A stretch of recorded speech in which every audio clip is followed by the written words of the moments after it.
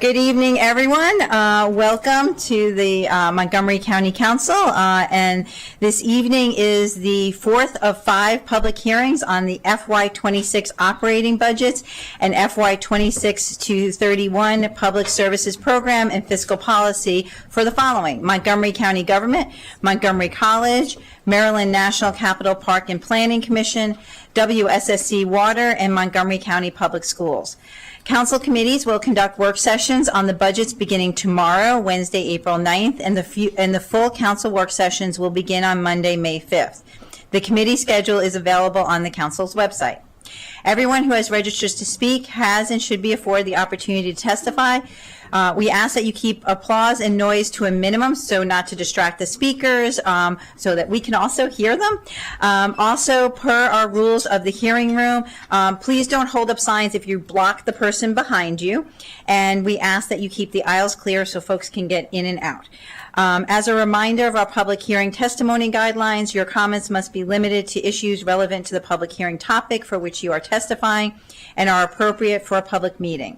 You'll hear a tone when your time is up, and we appreciate everybody abiding by their allotted time. I want to thank everyone for coming. I will also say if I mispronounce your name, please just correct me, and I appreciate, again, everyone coming this evening. We have our first panel tonight, and we're going to start with Gloria Aparicio Blackwell. Gloria, I had to be with you, the first one. We'll start with you. Sorry. Now? Okay. Good evening. My name is Gloria Aparicio Blackwell. I'm the chair of the Montgomery College Board of Trustees. The board is grateful that we can count on you to help the college. With your support, MC will continue to unlock potential, transform life, and fuel the workforce. Together with you, the college, more than 45,000 students can seize opportunities like I did many years ago, and then can become the homegrown workforce our county needs.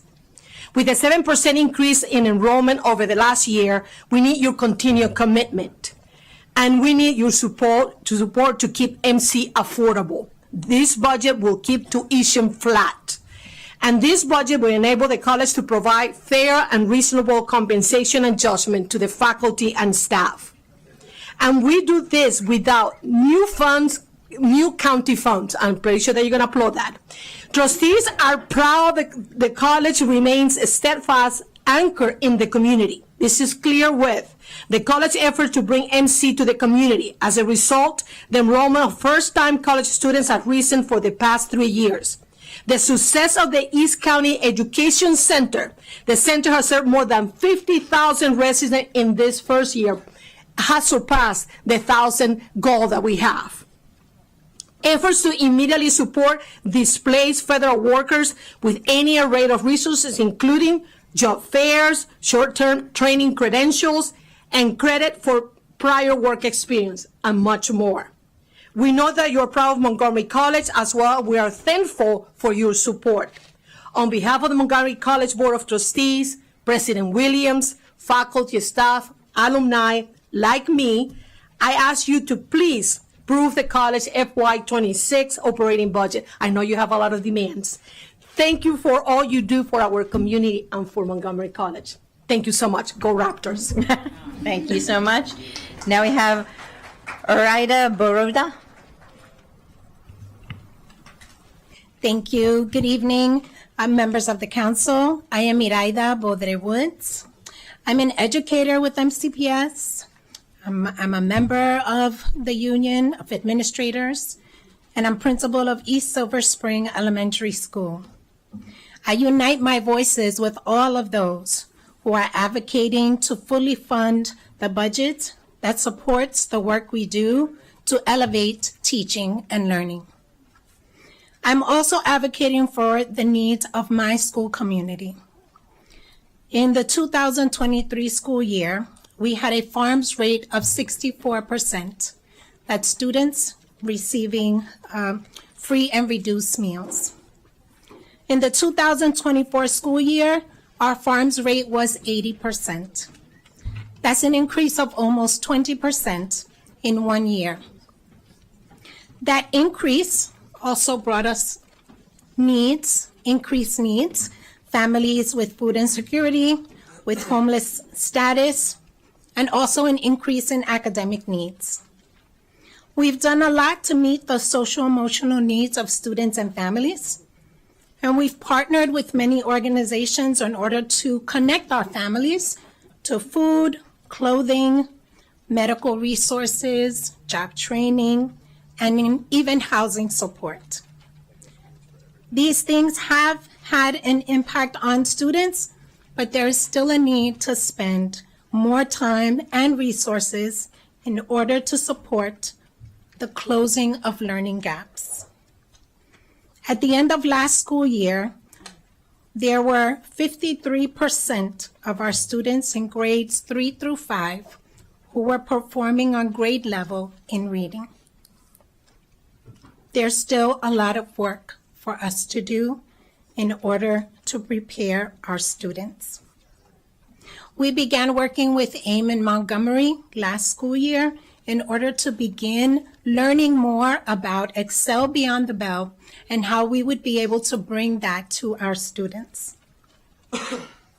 Those are the reasons why we are advocating for the after-school program. This program will allow us to extend the learning day to provide students with more time in academics, with some time for recreation, and it also includes a hot meal. We know that the greatest learning impact comes when we're able to spend more time with smaller groups of students. We believe this extended learning opportunity will elevate the teaching and learning experience in our community. It will help our students strengthen their foundational skills and set them on the pathway to college and career readiness.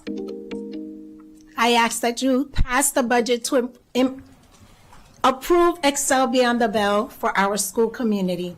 And thank you for your time. Thank you very much. Diana Bird. Diana Bird. You can turn on your microphone. Yeah. Great. Good evening, council members. I am a proud fourth grade teacher at Burnt Mills Elementary School. I'm here today to ask for your support in funding Linkages to Learning for our school, because I've seen firsthand how much our students need this. Every day I teach bright, curious, resilient kids, but I also see the weight that some of them carry. Kids who come to school tired because they didn't sleep well in a crowded home, or who struggle to focus because they're worried about where their next meal may come from, who act out not because they're bad, but because they're hurting and they don't have the words to ask for help. We talk a lot about academic success, but the truth is, learning can't happen when basic needs are not being met. As educators, we know Maslow's hierarchy of needs. Before a child can focus on reading or math, they need to feel safe, cared for, and emotionally supported. That's exactly what Linkages to Learning would bring to Burnt Mills. On-site therapists, caseworkers, and mental health services that meet families where they are. It's not just about responding to crises, it's about building long-term stability so our kids can truly thrive. So today, I'm asking you to please help us give our students what they need in order to succeed. Please fund Linkages to Learning at Burnt Mills Elementary. Your support could truly change the trajectory of a child's life. Thank you so much for your time and your consideration. Thank you.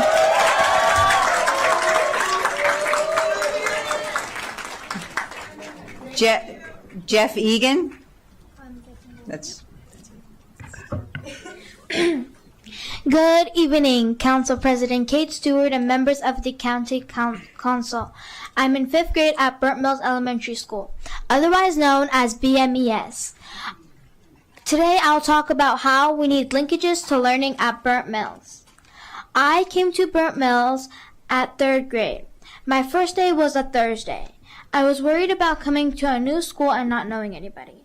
I was really shy and scared until Carlene came up to me and said, "Do you want to be friends? I'm new too. We could play together at recess." I felt comfortable and less worried. Burnt Mills is special because they try their best to provide as much as they can, like food bags every other Friday. I help with passing the food bags out. BMES also provides English classes for families, yoga classes, and Excel Beyond the Bell, an after-school program. Our school also provides a cozy closet. This winter, a lot of children didn't have coats. Miss Brown and Miss Gordon brought kids to the cozy closet in their office to size them with nice coats. Some kids even got gloves. That way we all could play outside for recess. Also, a blue and green van sometimes comes to support children with therapy. For example, one of my friends lost her biological father. She goes to the van on Fridays and Wednesdays, and I think it helps her get her mind off of things. But the van is not permanent. We need a permanent therapist to help students, and we need a caseworker to help with newcomers and others. For example, me and my siblings, we work together to help my parents to fill some forms, and we think and know that other people are struggling to fill out forms, especially for families who do not speak English. We think a caseworker could really help these families. Members of the County Council, we ask that you support. The executives recommended $414,000 for a new Linkages to Learning program at Burnt Mills Elementary School.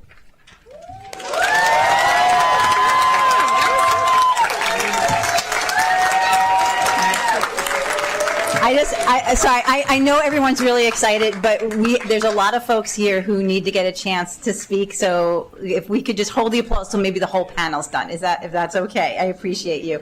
Yvonne Brooks Little.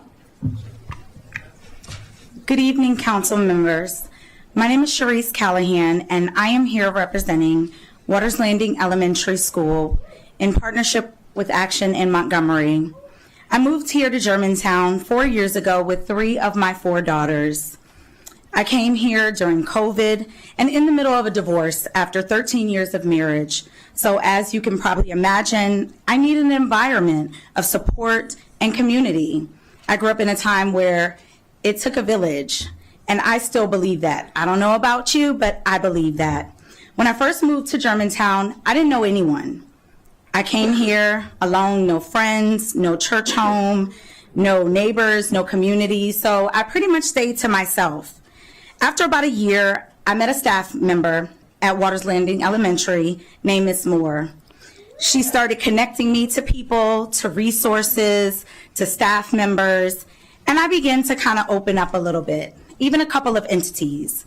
Now, I'm a dance mom for the Waters Landing Tides dance team. I'm a member of the Together We Thrive women's group and a partner with Action in Montgomery. And most importantly, I'm a passionate parent and advocate for my children. So along with the parents, the grandparents, the friends, the families, the loved ones, and the supporters that are here with me today watching and are all over Germantown, we want this award-winning Excel Beyond the Bell after-school program at our school because this will give our children an opportunity to engage in recreation through the power of play, social interaction, and skill building with friends, an environment that will stimulate learning, provide academic enrichment, nutritional wellness with hot meals, and community connection, which promotes a pathway to student success. And as you know, the students are our future. They need to be successful. Waters Landing is here together with East Silver Spring because we have a long-term vision that the children in Title I elementary schools will have access to high-quality after-school programs. Today, we ask members of the council, especially members of planning, housing, and park, we ask that you support County Executive's recommended $688,000 to expand Excel Beyond the Bell to Waters Landing and East Silver Spring elementary schools. Because as I stated earlier, it takes a village. So we need you as part of our village. We are a community here in Germantown, and we stand strong together as one from all walks of life, from every background, to advocate for our children, for our future. So please stand with us in support of Excel Beyond the Bell. Thank you. Thank you so much. Mona? Mona? Yeah. Me llamo Miguelina Tejada, soy maestra de tercer grado en la escuela primaria Waters Landing y un miembro activo de nuestra comunidad. Estoy aquí esta noche representando a todas nuestras familias para asegurar que nuestro sueño se haga realidad, que Excel Beyond the Bell, EBB, llegue a la escuela primaria Waters Landing el próximo año escolar 2025-2026. Como maestra, he podido observar y experimentar cómo nuestros niños prosperan y se desarrollan cuando tienen una rutina estructurada y adultos que los apoyen. Yo reconozco y creo que Excel Beyond the Bell, EBB, les brindaría a nuestros niños la oportunidad de socializarse, sentirse seguros y participar en actividades enriquecedoras, hacer amigos y relajarse después de un día de clase. My name is Miguelina Tejada. I am a third grade teacher at Waters Landing Elementary School and an active member of our community. I am here tonight representing all of our families to help ensure that our dream becomes a reality, bringing Excel Beyond the Bell to Waters Landing Elementary School for the upcoming 2025-2026 school year. As a teacher, I have witnessed and experienced how our children thrive and grow when they have a structured routine and supportive adults around them. I recognize and truly believe that Excel Beyond the Bell will give our children the opportunity to socialize, feel safe, engage in enriching activities, make friends, and unwind after a long school day.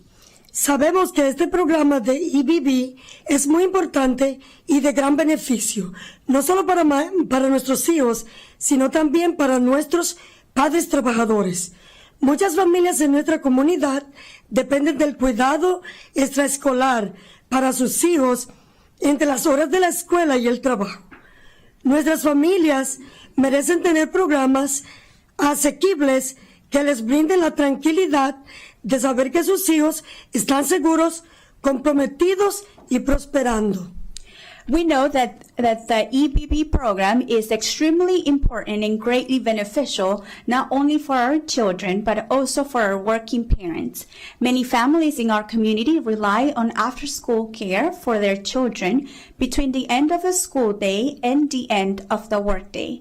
Our families deserve to have affordable programs that offer the peace of mind that their children are safe, engaged, and thriving. Por eso, Waters Landing se une a la escuela primaria East Silver Spring. Juntos creemos que nuestros niños deben tener acceso a las mismas oportunidades de alta calidad que otros estudiantes de nuestro distrito ya están disfrutando. Esta noche les pedimos a los miembros del Consejo del Condado, especialmente al Comité de miembros del Comité de Planificación, Vivienda y Parques, que nos apoyen a lograr esta gran meta. También les pedimos que apoyen la recomendación de $688,000 del Ejecutivo del Condado para expandir Excel Beyond the Bell en Waters Landing en East Silver Spring. Esta es una importante inversión de nuestros niños, en nuestras familias y especialmente para el beneficio de nuestras futuras comunidades. Brindemos a nuestros niños las oportunidades que merecen para crecer, aprender y apoyarnos más allá de la jornada escolar. Gracias. That is why Waters Landing is joining East Silver Spring Elementary School. Together, we believe that our children should have access to the same high-quality opportunities that other students in our district are already enjoying. Tonight, we are asking the County Council members, especially the Planning, Housing, and Parks Committee, to support us in achieving this great goal. We also ask that you support the County Executive's recommendation of $688,000 to expand Excel Beyond the Bell at Waters Landing in East Silver Spring.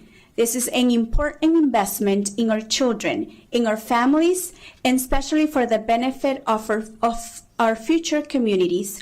Let's give our children the opportunities they deserve to grow, learn, and be supported beyond the school day. Thank you. Now we can give you all a round of applause. Thank you for our very first panel of the evening. We appreciate each and every one of you for coming out tonight. All right, our next panel is Linda Bledsingheiser, Marla Schulman, Alexandra Bell, Liz Purcell, Ramatu Bakori.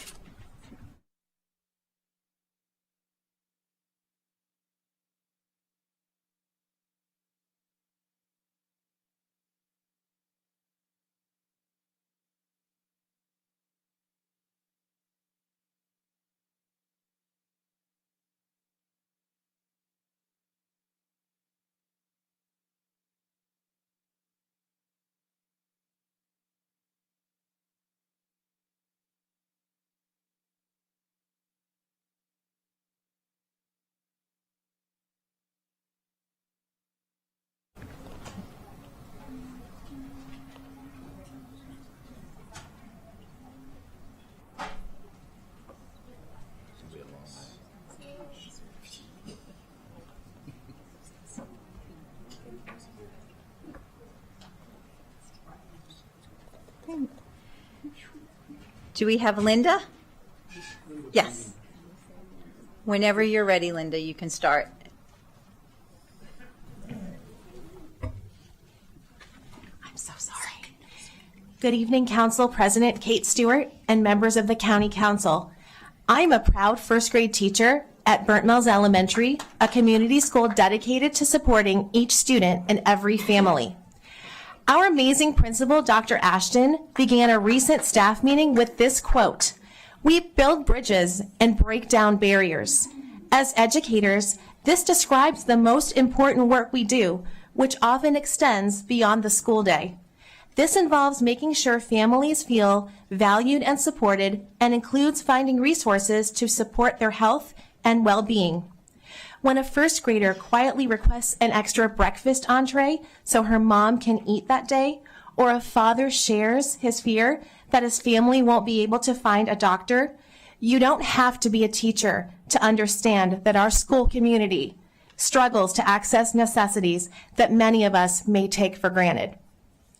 At Burnt Mills, our farms rate is currently 84%. This number proves that our families would benefit from additional programs that we are not yet able to provide. However, there is a clear solution: the partnership committed to healthy communities known as Linkages to Learning. We know physical and emotional well-being is fundamental to students' ability to grow and learn. Having a variety of services at our school will eliminate barriers by providing access to essential supports for our families. This will benefit students now and set them up for long-term success. As a community, let's ensure that our students and their families have the support they need to thrive. Thank you, County Executive Mark Elrich, for proposing $200,000 to add Linkages to Learning to Burnt Mills, but we haven't crossed the finish line yet. Let's continue to build bridges and break down those barriers. We need County Council to make this dream a reality. Thank you. Thank you. Marla Schulman. Good evening, council members. My name is Bill Shawman, and I'm a member of the Episcopal Church of the Ascension in Silver Spring, a member of Action in Montgomery.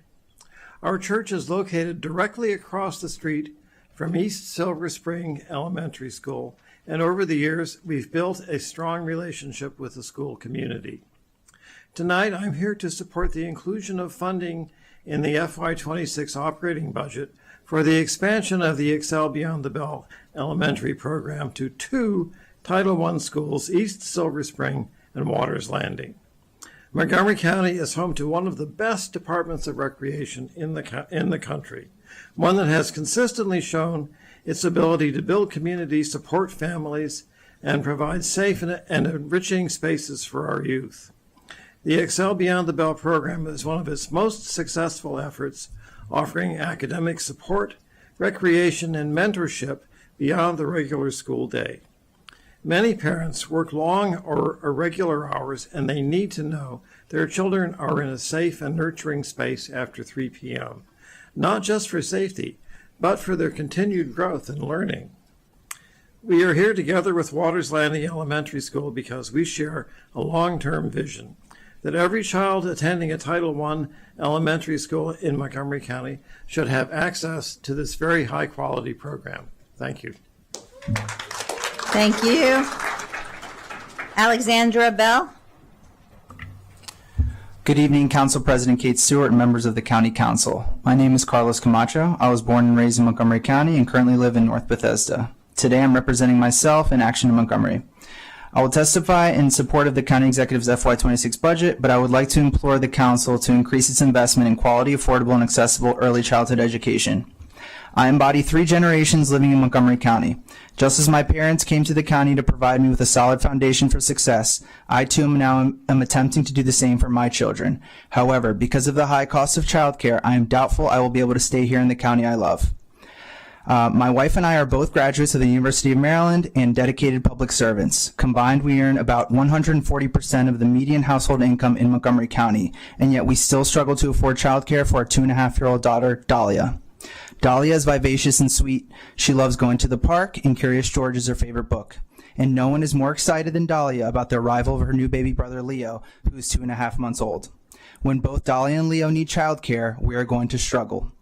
Already, like many other young parents, the current cost of childcare is forcing us to forego critical milestones such as purchasing a home and saving for retirement. And because of this, we will likely need to move outside of the county.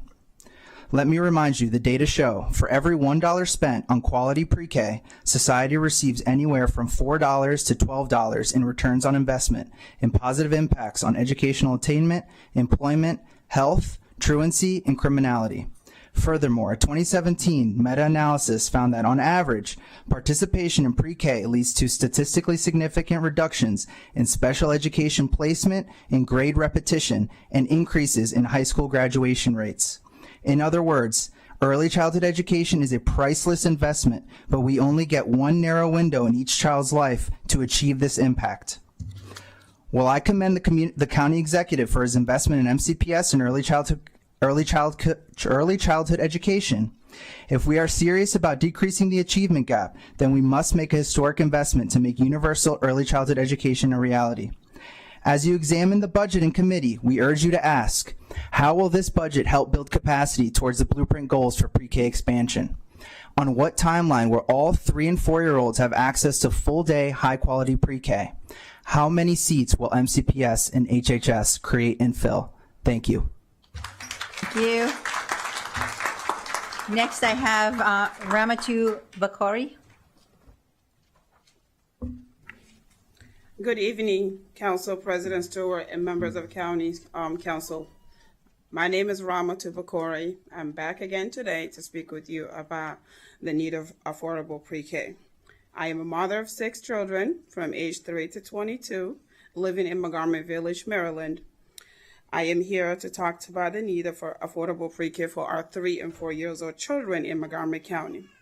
For my family, pre-K child care subsidy program and the working parent assistance program has supported my children's education and development, and it has also been very important to me because it gives me the opportunity to go to work, while my 2 youngest, Fatima and Amir, are in a healthy, safe, and learner environment. But even with this help, I still have to nearly come out with over $1,000 each month to cover daycare expenses. What we have right now is too fragmented, patching together a scholarship with a mess of paperwork, and is left to parent for him to figure things out. It's a headache. It's very stressful to go through these bureaucratic requirements. And let me give you an example. For my first application was CCS Child Care Scholarship. I had to reapply 3 times in order to get an approval. My first application was denied because the letter from my employer stated my salary was not enough. My second application was denied because the font of my pay stub was too small. and I then had to escalate it to request a supervisor. So that's for someone like me who speak and read in English and is comfortable with technology. Imagine what it's like for those who cannot. It's not just me, there are many others. And just last week, I was having a conversation with a family. They did apply for pre-K in Montgomery County, was denied. The family are thinking to move into DC because DC has the program available. A universal pre-K program will make easier for a lot of parents, including the children too.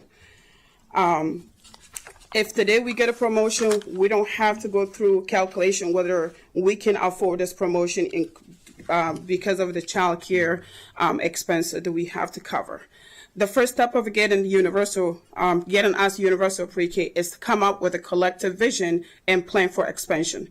Council members, we commend the county executive for recommending $6.3 million more for working parent assistance program than last year. However, what we have currently is a fragmented system. There are 35,200 children aged 35 months to 60 months in Montgomery County, and 29,300 children aged 35 to 60 months are enrolled in pre-K program. What is the plan for the remaining 5,900 children for who there are not enough seats? So how will this year budget support a holistic approach that does not compromise the place in children in pre-K seats? Thank you. Thank you to our second panel. Thank you for everyone coming out tonight. I will call up now the next panel. Aralida Ludesma, David Modi, Oslin Diaz, Grace Chi. And Dr. Christine Handy. Come up. Say it.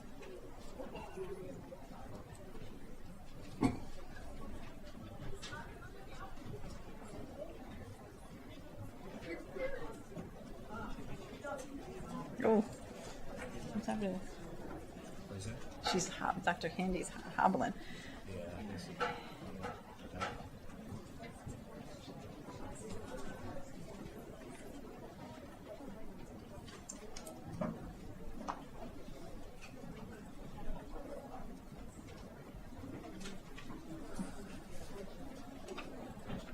Okay.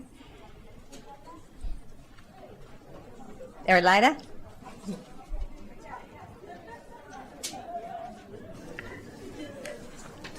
Buenas noches, miembros del Consejo. If folks could just be a little quiet so that we could hear the speakers. Thank you very much. Aralida? Buenas noches, miembros del Consejo. Mi nombre es Arileidi Ledesma. Vivo en Classburg. Tengo 3 hijos. Mi hijo menor, Ian, tiene 4 años. Concejales del Condado de Montgomery. Les pedimos que faciliten el acceso y la expansión de plazas de prekinder para nuestros niños. Los padres necesitamos información accesible y centralizada en varios lugares del condado durante todo el año. Servicios de interpretación disponible, preferiblemente del personal bilingüe, y la creación urgente de más puestos de prekinder de todo el día para los niños de 3 y 4 años de nuestro condado. Good evening, council members. My name is Aralady Ledesma, and I live in Clarksburg. I am the mother of 3 children, and my youngest son, Ian, is 4 years old. Montgomery County Council members, we ask that you make it easier to access and expand pre-kindergarten spaces for our children. Parents need accessible and centralized information in various locations throughout the county year-round, preferably with bilingual staff available for interpretation, and the urgent creation of more full-day pre-kindergarten spots for all 3 and 4 years old in our county. Mi hijo Ian es un niño lindo e inteligente que ha estado recibiendo terapia del habla durante más de un año. Desde hace más de 2 años, supe que mi hijo necesitaba más ayuda del que yo podía brindarle en casa. Pero encontrar un programa accesible para nuestra economía Fue un desafío enorme debido a la falta de información clara sobre el acceso a estos servicios en el condado. Llegué a sentirme desesperada. Como no tengo vehículo y no hablo inglés bien, tuve que trasladarme en autobús con Ian a distintas oficinas y programas, solicitando un traductor para poder comunicarme y expresar mis inquietudes. En varias ocasiones, las oficinas a las que acudí no contaban con servicio de interpretación, lo que hizo aún más difícil nuestra situación. My son Ian is a sweet and smart child who has been receiving speech therapy for over a year. Over two years ago, I realized that he needed more support than I could provide at home. But finding a suitable program for him that was also affordable for our family was a huge challenge due to the lack of clear information about accessing these services in the county. I began to feel desperate. Since I don't have a car and my English is not very good, I had to take the bus with Ian to different offices and programs requesting an interpreter so that I could communicate and express my concerns. On several occasions, the offices I visited did not have interpretation services, which made our situation even more difficult. Al principio me dijeron que no había programas ni espacios disponibles para ella, lo que me obligó a hacer constantes seguimientos en las oficinas del condado y de MCPS. En este proceso consumió mi tiempo y mi energía, además de someter a mi hijo a múltiples evaluaciones con diferentes especialistas para demostrar sus necesidades y lograr que fuera considerado para un programa adecuado. Después de varios meses de lucha, finalmente conseguí un cupo para Ian en el programa de educación preescolar PET, donde asiste solo 2 horas y media al día. A pesar del tiempo limitado, he visto grandes avances en mi hijo. Ahora habla más y se desenvuelve mejor. Estoy agradecida, pero no es suficiente. At first, I was told there were no programs or spaces available for Ian, which forced me to constantly follow up with county offices and MCPS. This process drained my time and energy, in addition to subjecting my son to multiple evaluations with different specialists to prove his needs and ensure that he would be considered for an appropriate program. After several months of struggle, I finally secured a spot for Ian in the preschool education program, where he attends for only 2.5 hours a day. Despite the limited time, I have seen great progress in my son. He now speaks more and is doing better overall. I am grateful, but this is not enough. No podemos permitir que niños como Ian y muchos otros pierdan la oportunidad de acceder a preescolar tiempo completo el próximo año escolar. Queremos igualdad de oportunidades para todos los niños en el condado de Montgomery. El acceso a preescolar también impacta directamente el bienestar de las familias. Yo necesito trabajar y estudiar para contribuir en la economía de mi hogar. Y muchos padres están en la misma o en la peor situación. Hay familias que ni siquiera han logrado conseguir un lugar para sus hijos en preescolar. Nuestros niños merecen mejores oportunidades. Muchas gracias. We can now allow children like Ian and many others to lose the opportunity to access full-time preschool next year. We want equal opportunities for all children in Montgomery County. Access to preschool also directly impacts the well-being of family. I need to work and study to contribute to the economy of my household, and many other parents are in the same or worse circumstances. There are families that haven't even managed to secure a place for their children in preschool. Our children deserve better opportunities. Thank you. Thank you. Thank you very much. Now we have David Modi.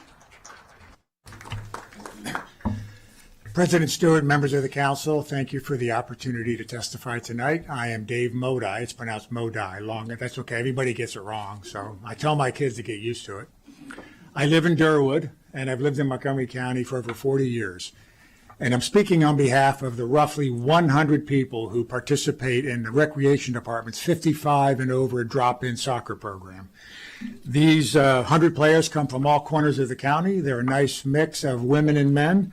We play at the Nancy Dasek North Potomac Community Center, and we play in the morning, and we play year-round. Even in the coldest days of winter. We played this winter and froze our off.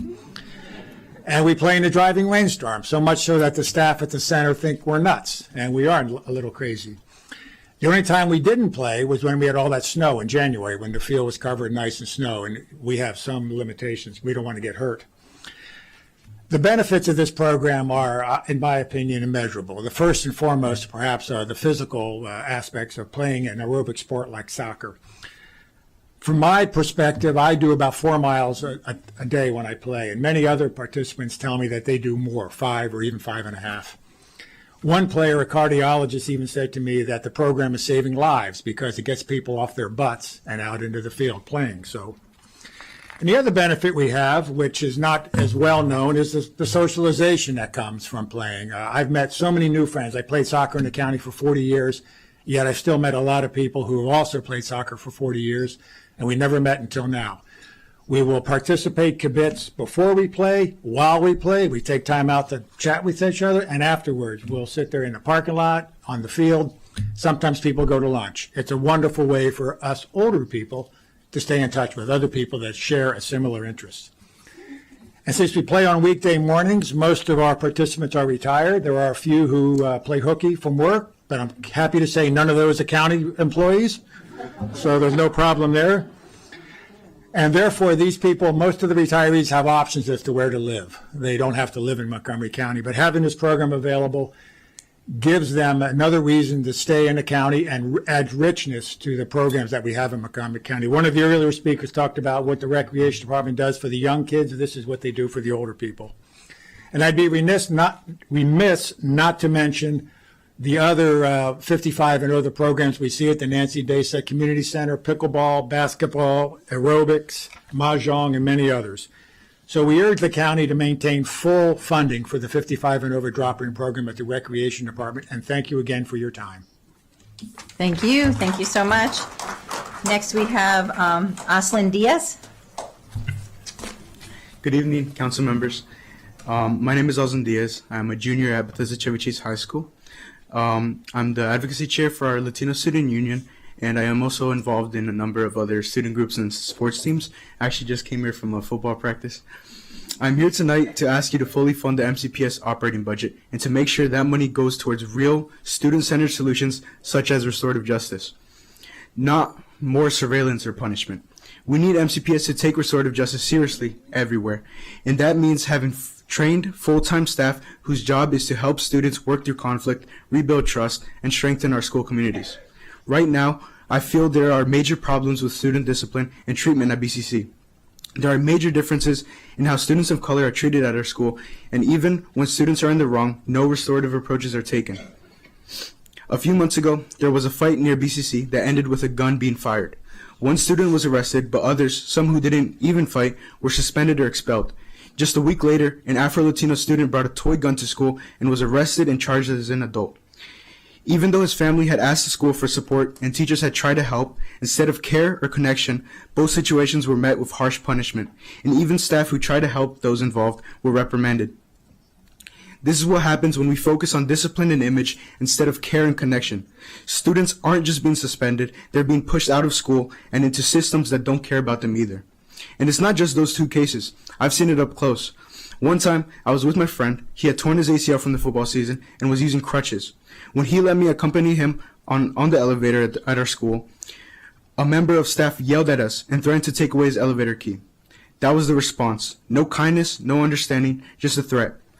Students are being suspended for things like opening side doors. There is no real conversation, no effort to understand what's going on in our lives, just punishment. So we try to speak out.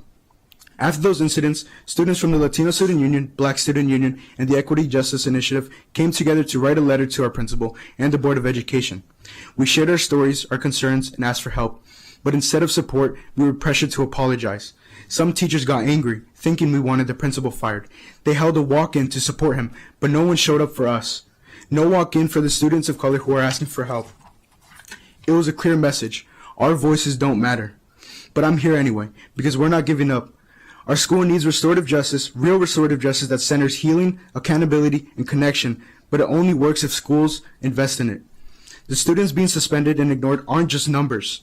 They're my friends, my teammates, my neighbors. I've grown up with them. They're like family to me. That's why it hurts to see them treated unfairly, punished instead of supported. They deserve to be heard and they deserve real help. We all do. Please make sure this budget truly supports the students who need it most, put restorative justice at the center of MCPS, hold schools accountable, and most importantly, listen to what students are saying. Because we're telling you exactly what we need. I hope this time our voices won't be ignored. Thank you. Thank you. Grace Chi. Good evening, County Council and Councilmember Lutke. My name is Grace Chi, and I'm a freshman in the Global Ecology program at Postville High School and a former student at Neillsville Middle School. In my 6th grade year at Neillsville, I witnessed countless physical altercations and disputes between my peers that could have been easily prevented with the use of counselors and psychiatrists. But guess what? The administrators at Neillsville evidently took note of this, and there was a clear decrease of fights in the years afterwards. They utilized school safety officers, security guards, and prioritized the mental health of students. Thus, prioritizing students helped and decreased the fights that happened at Neillsville, and the years afterwards, that decreased significantly. Although there are still altercations at Neillsville, there has been a strong, steady progress made to combat physical violence with the use of mental health and professional support. Councilmember Lukey, the students who attended my former middle school are directly impacted by your decisions, especially those that reside in Montgomery Village, then that later attend Watkins Mill High School. Like the initiative taken at Neillsville, safety and mental well-being must be prioritized in all schools. Just a few days ago, there's a stabbing at Watkins Mill High School, a tragic reminder that when schools are under-resourced, safety will suffer at the expense of students. Camilla, who is a current student at Watkins Mill High School, who went to Neillsville with me, detailed her concerns regarding school safety, stating, "When I heard about the stabbing, I was terrified. I couldn't focus for the rest of the day, and I was just worried." This fear should never be normalized in any environment. It fosters negative learning conditions, and such incidents like these could be prevented with adequate mental health guidance and the addition of the 52 new security guards included in the new budget. However, across the county, there are ever-occurring problems created by a lack of funding. An anecdote from Finian, a freshman at the soon-to-be shut down curriculum in agricultural sciences education, or the CASE program at Sherwood High School, notes, "I love the CASE program. I've learned a lot that will help me in the future. However, we're not able to do what the program is truly meant to be because of a lack of funding. It is so incredibly important to have a budget that is fully funded to prioritize safety, well-being, and academic excellence. When students lack support, when schools are under-resourced, problems don't go away. They get bigger. Full funding is fiscally responsible. It helps prevent future dropouts, court involvement, and community instability. Investing now means saving money and lives down the road. Councilmember Lukey, I want to thank you for championing policies that keep our communities healthy, informed, and safe. I, as a student, ask that you extend the same leadership to schools. Thank you. Thank you. Next, we have Dr. Christine Handy. Good evening, President Kate Stewart and members of the County Council. My name is Dr. Christine Handy, and I proudly serve as the president of the Montgomery County Association of Administrators and Principals, the union representing dedicated leaders who guide our schools and support the daily operations of Montgomery County Public Schools. I am here tonight to urge you to fully fund the MCPS budget, because at its core, this is not just a budget request. It is a statement of our shared priorities, our children, our schools, and the future we are building together. Student learning is and must always be our first priority. We know that students succeed when they are surrounded by high-quality teachers, strong principals, and skilled leadership teams. But great schools don't run on passion alone. They require investment. We also know that schools are not sustained by instruction alone. Students rely on transportation, meals, clean and safe buildings, and the central office teams that ensure quality teaching and learning across every school. It takes every arm of the school system working together to support student success. And here in Montgomery County, we must acknowledge the financial realities. The cost of living and working in Montgomery County is already significantly high. With inflation, global tariffs, and rising consumer prices, the cost of living is only increasing. That is why it is essential that we uphold the negotiated compensation agreements made in good faith between the school system and its employees. These agreements are not bonuses. They are cost of living adjustments. They ensure that the educators and administrators who serve our students can afford to work here. Without competitive compensation, we cannot attract or retain the high caliber professionals our students deserve. And let me be clear, our employees have stepped up. This year, we agreed to more than $30 million in savings through changes in our health benefits, understanding the financial pressures on the system. That's a significant sacrifice made because we care deeply about the mission of public education. By now, we are asking the County Council to do its part, to keep the promises made and to invest in the future. Here in Montgomery County, we have long believed that education is the great equalizer. It opens doors, it lifts communities, it gives our children the tools that they need in a rapidly changing world. Fully funding this budget and upholding our compensation agreement sends a powerful message that even in times of uncertainty, we will not compromise the future of our students. I thank you so much for your time and your energy and your commitment to public education. Thank each of you. Thank you all. Thank you to this panel and for coming this evening. Our next panel includes Pia Morrison, David Stein, Mitch Tropin, Dustin Jeter, James Ulrich. It's like the all-star team. Yeah.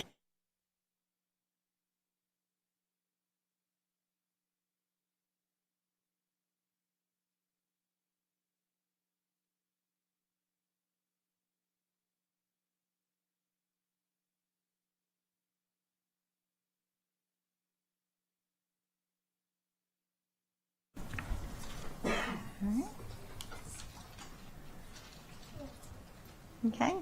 Pia, you can start us off when you're ready. Good evening, Council President Stewart and honorable members of the Montgomery County Council. My name is Pia Morrison, and I serve as president of SEIU Local 500, representing over 10,000 educational support professionals at Montgomery County Public Schools. I am here today to passionately urge you to fully fund Montgomery County Public Schools budget to meet the urgent and growing needs of our staff and students, especially the growing student population receiving special education services. Education is indeed the foundation of our community, and it shapes the future of our children, our economy, and our society. Underfunding special education services does not just impact the students who require them, it also affects everyone in the classroom throughout the county. Special education teachers and paraeducators are struggling with unmanageable workloads, limited human resources, and no or limited practical professional development opportunities. Our students who require additional support deserve timely evaluations, services, and interventions to reach their full potential. Budget constraints should never dictate the future of students in Montgomery County. How will county council members face the community and ask them to support re-election if they refuse to invest in the future of our children? Investing in our children's education is not just a moral, legal, and social responsibility. It is also good business. Businesses are attracted to communities with highly educated citizens.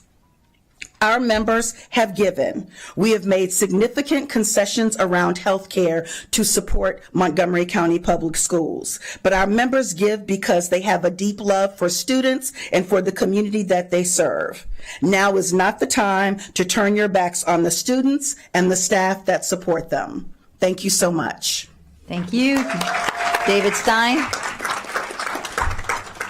Hello, President Stewart, Vice President Joando, and County Council members. My name is David Stein, and I'm the President of the Montgomery County Education Association, representing 14,000 certificated educators across MCPS. Today, I'm proud to join my fellow union presidents from SEIU Local 500 and MCAP in calling on the County Council to fully fund next year's school budget. Montgomery County has long been viewed as a national leader because of its excellent and formidable public schools. Countless families have moved here because of the schools. Together, all of us have forged Montgomery County's crowning jewel, MCPS. But honestly, that crowning jewel is beginning to lose its luster. A flourishing school system doesn't just attract families, it attracts businesses as well. MCPS plays a crucial role in attracting tax dollars, residential and commercial property and income tax dollars that are used to fund other county priorities like housing, libraries, and parks. Investing in schools is a smart investment strategy. This budget helps us recruit and retain the very best educators that our students deserve. It allows the district to hire in high-need areas, including special education, English language development, and school safety. In my current role, I get to visit schools across all over the county. And what do I see? Hardworking educators struggling in understaffed and underfunded classrooms. The situation in special education is particularly dire.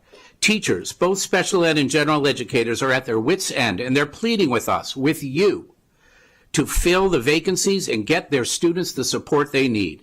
This proposed budget begins to mend that problem by adding in crucial positions, both teachers and paraprofessionals, and converting TPT to permanent positions. I think of one particular first grade teacher who has a young student with difficulty regulating emotions and communicating their needs. This reflects in yelling out, hitting, destroying property, etc. But when that student finally got a supporting paraprofessional, the changes were rapid.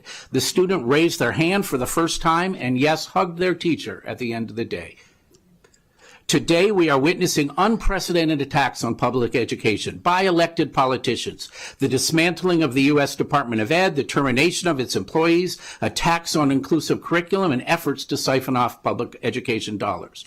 Are we going to double down on that tragic abandonment of schools, or are we willing to stand up and say, not here? In Montgomery County, we should be protecting our most vulnerable students, our special ed students, students in poverty, and our emergent multilingual learners. We need to be saying, here, we have your backs, not by underfunding these students and their teachers, but by beginning to return the luster to MCPS and move all of our students forward. And finally, council members, should you make the unfortunate decision to underfund this budget, you have an obligation to say what you are cutting. Is it compensation? Is it special ed? Is it EML? Is it security? Please be transparent and let the community know where you stand. But I hope you will join all of us by making the smart investment and passing a fully funded school budget for our students and for our schools. Thank you. Mitch Tropin.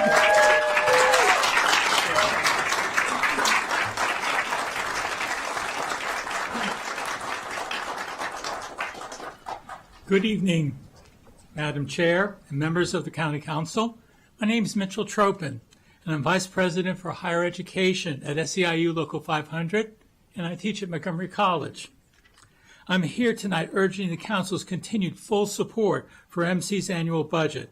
Council has always been a reliable supporter, but in these troubled times, that support has become even more important. And I believe the importance of your support comes even clearer when you look at it a slightly different way. One of my favorite authors is Jerzy Kosinski, who wrote The Painted Bird. The book tells of a young boy who must venture into the unknown frontier with nothing to protect him except for a large metal device called a rocket. The rocket is impressive. The light from the device guides the young boy through the unknown darkness. The light also keeps the boy safe at night. The heat from the rocket keeps the boy warm at night, and he cooks his food. However, a basic rule is that the young boy must find fuel for the rocket every morning, for without the fuel, the rocket is worthless, and the boy's future is uncertain. At the same time, with enough fuel, the young boy can take on any challenge. I'm proud to say, in many ways, Montgomery College is like that rocket. It enables young men and women from this county, and actually from many countries, to maneuver through the uncertainty of today. Through its courses, faculty, and staff, MC provides a light that allows students to face the challenges they face in today's environment. They can pursue their dreams and goals because MC shows them the way forward. MC also keeps our students safe, and I mean safe to dream big, to explore possibilities, and feel safe to be who they want to be. Last spring, I had a trans student who was very shy, usually wearing a mask in class. During that same semester, I went to see Alan Cummings speak at the Rockville campus. At the event, I saw my trans student, and we made eye contact. And he took off his mask and broke into a wide smile. First time I ever saw him smile. I could tell how much it meant to him that MC brings different points of view to our campuses and that he could be the person he wants to be. That is why I call being safe really means. Finally, MC provides the tools and skills that enable our students to successfully follow their own paths, whether it's a career or further education. MC does amazing things for its students and for its faculty, administrators, and support staff too. It is in its own way a very valuable rocket. However, like the rocket, without enough fuel, it is not worth a tinker's dam. And this is where the council comes in. Your financial support is the fuel that drives this rocket. Your support will ensure that MC will be there to take our students through this unknown, uncertain future. And that is pretty impressive in anyone's book. Thank you. Thank you. Dustin Jeter. Good evening. My name is Dustin Jeter, and I'm a high school social studies teacher, taxpayer, and native son of Montgomery County. What happens to a dream deferred? Does it dry up like a raisin in the sun, or fester like a sore, and then run? Does it stink like rotten meat, or crust and sugar over like a syrupy sweet? Maybe it just sags like a heavy load, or does it explode? While Langston Hughes poses these questions about the title neighborhood of Harlem, his words are just as potent in describing the state of education in Montgomery County. The dream is to have a school system that is given the resources necessary to meet the needs of every student and the expectations of our community. However, each year when educators come to those who have the power to help us fulfill this dream by funding a full request of the education budget, we are met with deferral after deferral. There is nobody on this council or in this community who denies that MCPS has many needs in order to live up to the dream of a world-class school system that is accessible to all of our students. The problem is the answer that is given each year is that we will have to see the need, or we see the need, but we can't just make the commitment to fully fund that type of budget. So instead, the dream becomes and continues to sag like a heavy load. The truth is that in the current budget, we are asking for the very few basics that help us move closer to achieving this dream. We're asking for champions to fund this full budget request. The time is now for you on the council to choose to be the champions for our students. If you choose not to vote to fund this budget, our shared dream will continue to shrivel up like a raisin in the sun. The move of TPT special education educators to full-time school system employees with benefits will be delayed, and our students will lose out on the services that are mandated by law. Supports for our growing, emerging multilingual learner population will be denied, so our students who need access to the extra supports in order to engage in learning will again go without. Our investment in recruiting and retaining high-quality educators to MCPS will be diluted as we tell educators to go back to the table and renegotiate their wage agreements. These are the tough decisions that are ahead of us. MCPS employees have made some tough concessions already to our healthcare benefits in order to save the county millions of dollars. We understand the strain that is on our economy and on you as council members. However, a budget reflects our priorities, and you will show where your school system and your students fall in the priorities in this budget. For far too long, we've heard, wait. This year's budget is not the right time to give the full funding that our schools need. For some educators, we have learned that this wait actually means never, that there's some on this council who will never fully fund this budget. However, we know that justice too long delayed is justice denied.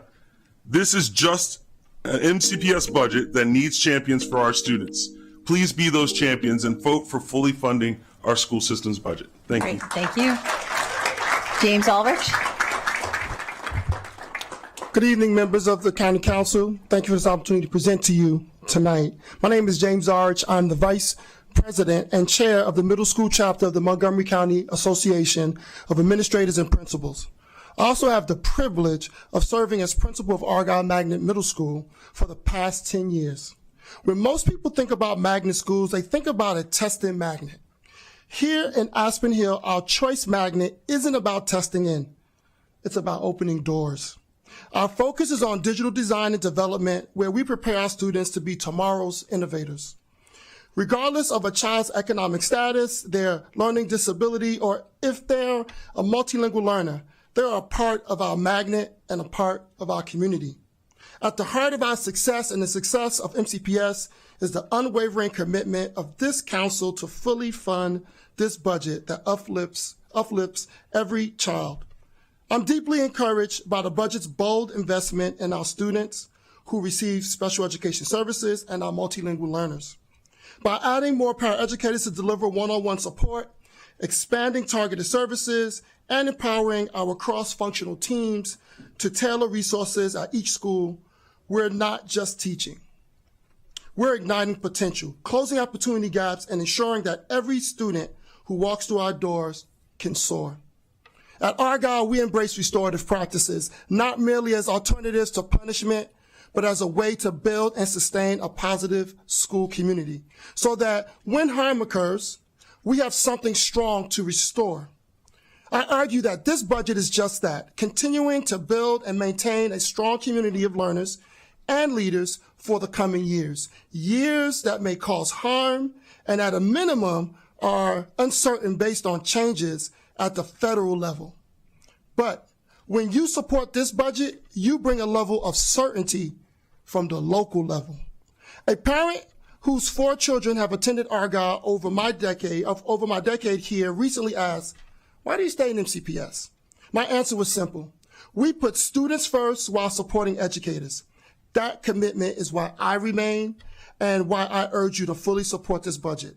Although it's a bare bones and keep the lights on budget, it's the budget that focuses on the right things, our students and schools, for the right reasons, to build our community and at the right time. That's now. Our students depend on this council's leadership. We stand ready to do our part, and we ask that you fully fund this budget. Thank you for considering this pivotal investment in the future of our community. Thank you, and thank you to the whole panel. I'll call up the next panel now. We have Ricardo Hernandez, Christopher Cano, Michael Baywitz, Clark Oliver, Tricia Ann Guevara.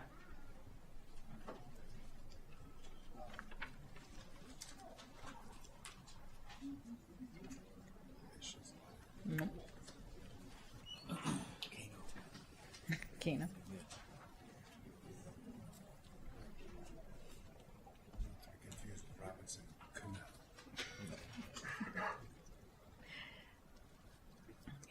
Ricardo Hernandez can start when you're ready. Good evening, honored council members. My name is Ricardo Hernandez. I am the principal of Seneca Valley High School, home of the Screaming Eagles. I'm here tonight, thank you. I'm here tonight to ask for your support in fully funding the MCPS school budget for the maintenance level. There are no extras in this budget. The past 4 years have seen unprecedented challenges in education. And through those times, MCPS, our educators, our administrators, our SEIU members, our billing service workers, our students have risen to those challenges, even without all the resources that we need. And this has not come without a tremendous amount of effort. Through intentional support, targeted interventions, and dedications, our students are starting to succeed. At Seneca Valley, we are proud to share that our graduation rate has risen for the first time in 3 years. Specifically, our non-farm Hispanic students' graduation rate increased by 17%. 17%. Our non-farm African American students' rate rose 4.4%, and our non-farm Asian students saw a 6.1% increase. While we celebrate these significant strides, there is still much work to be done. These strides have been made possible through our Academic Support Center, manned by teachers, paraeducators, support staff, and building service workers. They provide the aforementioned support to get our students to be successful by meeting them where they are and help them to achieve new levels of success. With this successes, we recognize that our farm students, our EML students, and our students receiving special services, while also making progress, still need additional support to continue thriving. As the principal of the largest high school in the state of Maryland, spanning 460,000 square feet, I am charged with ensuring the safety and well-being of 2,800 souls each and every day, a task that I do not take lightly. I know firsthand how complex facility use and event planning can be. Ensuring robust security for every activity on our campus is critical to protecting students, staff, and community members alike. That need is especially urgent when you consider that many of our young people walk through our doors carrying real lived trauma that can manifest in a variety of ways as they learn and grow. Over the past several years, we've invested in trauma-informed practices, affirmative supports, restorative circles, and targeted supports to help these students feel safe, understood, and ready to learn. But these initiatives can only succeed if the right resources are given are in place. Secure entry systems, additional safety personnel, and dedicated spaces for counseling and de-escalation tactics. This budget is not asking for extras. It's asking for what we need, asking for what our students need, our staff need, and our schools need. I ask for your support in fully funding the MCPS budget. Thank you very much. Next is Christopher Cano. Good evening, Madam President, honorable members of this council. My name is Christopher Cano, and I'm the Director of Political and Legislative Affairs for SEIU Local 500. That's a lot of words to me, and I'm the guy that our over 10,000 members turn to when they want to know which of you should be supported for re-election. That being said, the decisions that you make on this budget is going to influence how our members absorb that information and what they do with it when they go to the ballot box. So I'm asking each of you for just the next couple minutes, stay off your Amazon wish list and listen to what I seriously have to hear. And that being said, is that you're going to hear tonight from paraeducators who need resources and training to support our most vulnerable students. You're going to hear tonight from some folks who work in building services, who keep our schools clean, and who can tell you that some of the facilities that we have are making people sick, that there's mold and mildew, there's AC units that don't work. You may or may not hear tonight from folks from our transportation depot, in particular the West Farm Depot, where there's a lot of condo development, where there's a brand new Kaiser facility, and yet there's a four-way stop there that needs a street light and a traffic light because there's already been pedestrian accidents and 18-wheelers pulling into the back of the Home Depot there, creating unsafe conditions. These are the practical issues that need to be funded in this budget. As you heard from the students, there are major issues of restorative justice and not punitive measures that need to be tackled in this budget. And the fact is that every funding scenario that I've seen in this budget looks at tens of millions of dollars of cuts, where you're going to hear from folks that there's no more room left to give. That means that there is going to have to be revenues raised and hard decisions made. And the truth is that there are some folks in this county who do make enough and who can survive us paying a few more dollars in taxes so that the children in this county can get a better education, that this county can attract the businesses that all of you want to see come here, and the economic opportunities, and those big fat campaign donation checks. So that being said, I want each of you to really take seriously the economic engine that is both MCPS, that is Montgomery College, and do what is right by the faculty, the staff, and the folks in this room, and the 10,000 members that we have that I can say, yes, the folks that are in this building do care about your families, and they are going to support you, and they are going to make sure that you have the resources necessary, because you're going to hear some moving testimony this evening, and I just want you to really take it seriously, because there are people out here who are working 2 and 3 jobs. There are people out here who are having to make a decision between rent and being able to pay other bills. There are people out here who can't even afford to live in this county that they work in and who give so much as dedicated MCPS staff and faculty, and administrators as well. So I'm asking you, please, please take their testimony to heart and make the right decision when it comes to fully funding this budget. Thank you. Thank you. Michael Berwitz. Good evening, and thank you for the opportunity to provide testimony in support of the Board of Education's operating budget for FY 2026. My name is Mike Bayowitz, and I'm proud to be the principal at Cloverly Elementary School, as well as the Vice President and Chair of the elementary chapter of the Montgomery County Association of Administrators and Principals. Public education is under fire and facing some of the most difficult conditions I've seen in my 30 years. The challenges we face are steep, and the commitment required to support our schools is unprecedented. The needs of students have never been greater. My elementary colleagues and I have seen drastic changes in our young children's behavior as they enter school. It's not an anecdote here or there. It is the new reality. Young students are entering schools with great social, emotional, behavioral, and educational needs. If you have spent a day in a kindergarten classroom in the last few years, you know.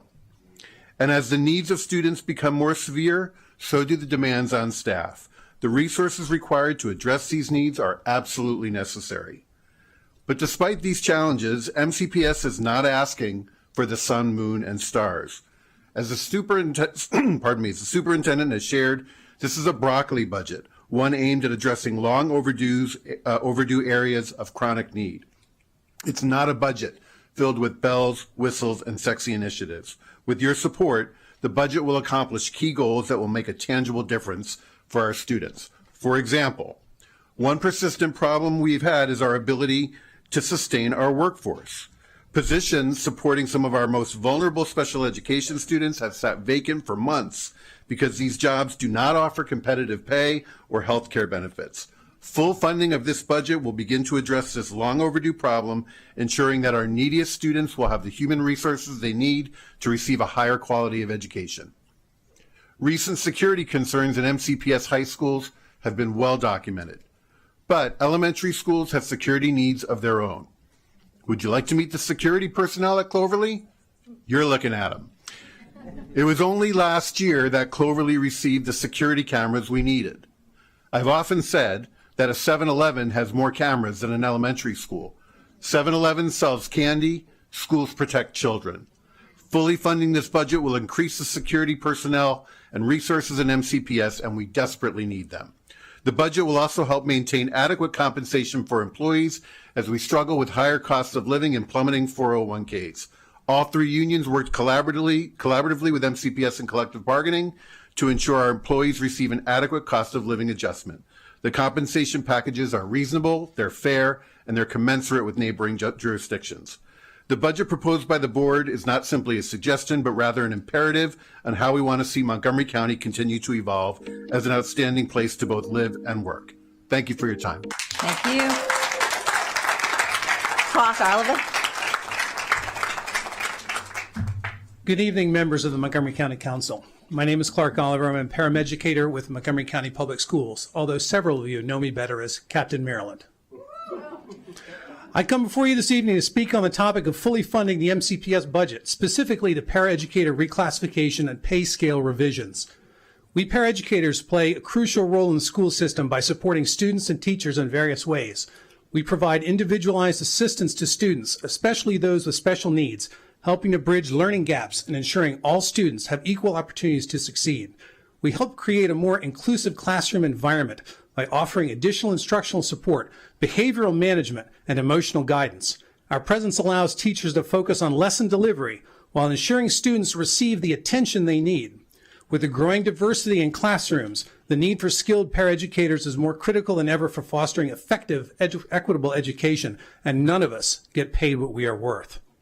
I came to MCPS looking for a new challenge after I retired from a 35-year career with Montgomery County Fire Rescue Services. I now teach remedial math to small groups of students and watch over them at lunch and recess. There is no way I could afford to live on my MCPS salary if I did not have my county pension providing the bulk of my income. Many of my peers must work second or even third jobs to support themselves and their families and come to work fatigued from doing so. In my school, we have a para position for one-to-one support in our autism program that remains unfilled.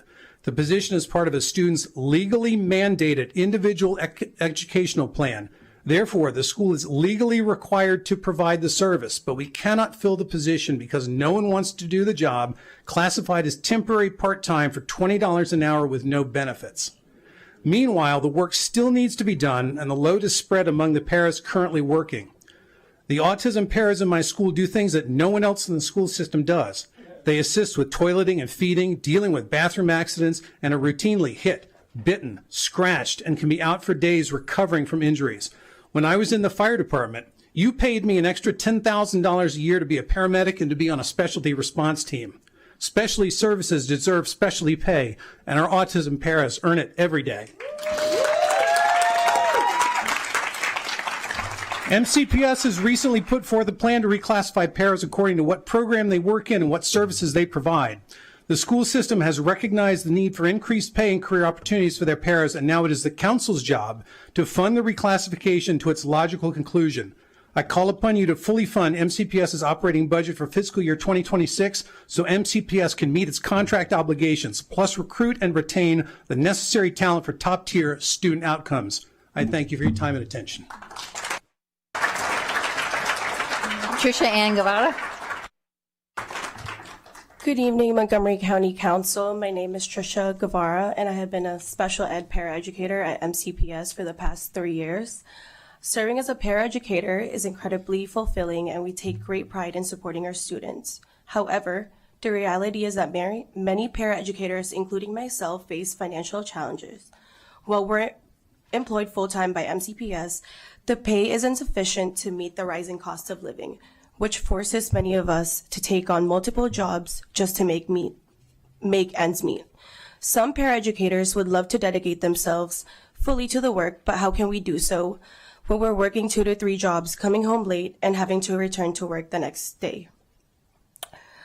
early the next day? Paraeducators are essential to the success of the classroom, yet we often feel that our contributions are not fully appreciated. The workload can be overwhelming, and in many cases, we don't even have time for breaks due to being understaffed. They often mention that they're actively hiring, but when we check the website, the available positions are typically temporary or part-time, roles with no benefits and limited hours.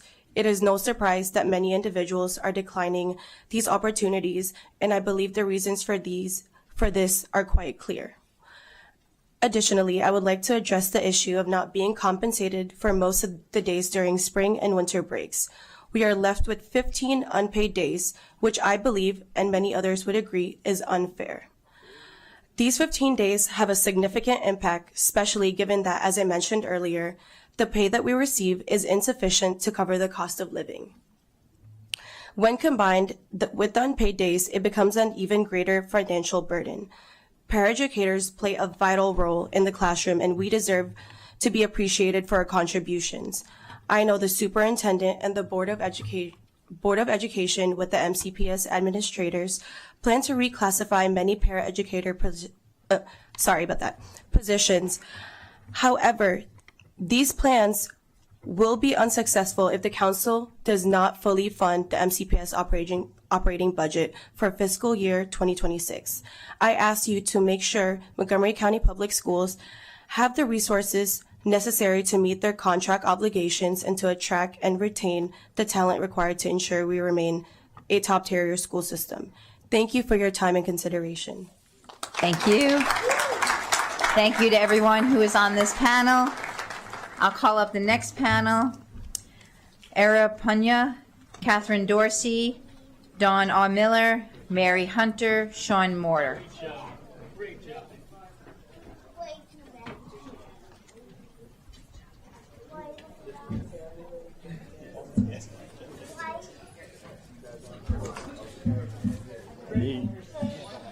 Almost halfway.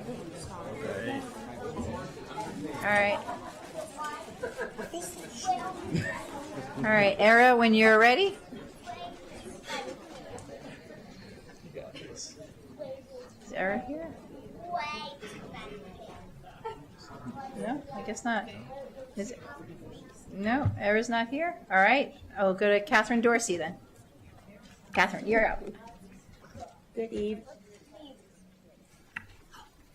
Good evening, President Kate Stewart and the entire Montgomery County Council. I'm here on behalf of SEIU staff. My name is Catherine Dorsey, and for the past 27 years, I've been working in Montgomery County Public Schools as a special education paraeducator. We, as the support staff for MCPS, would like to see a change in fairness. I look back to the early years of my career with fondness and tenderness.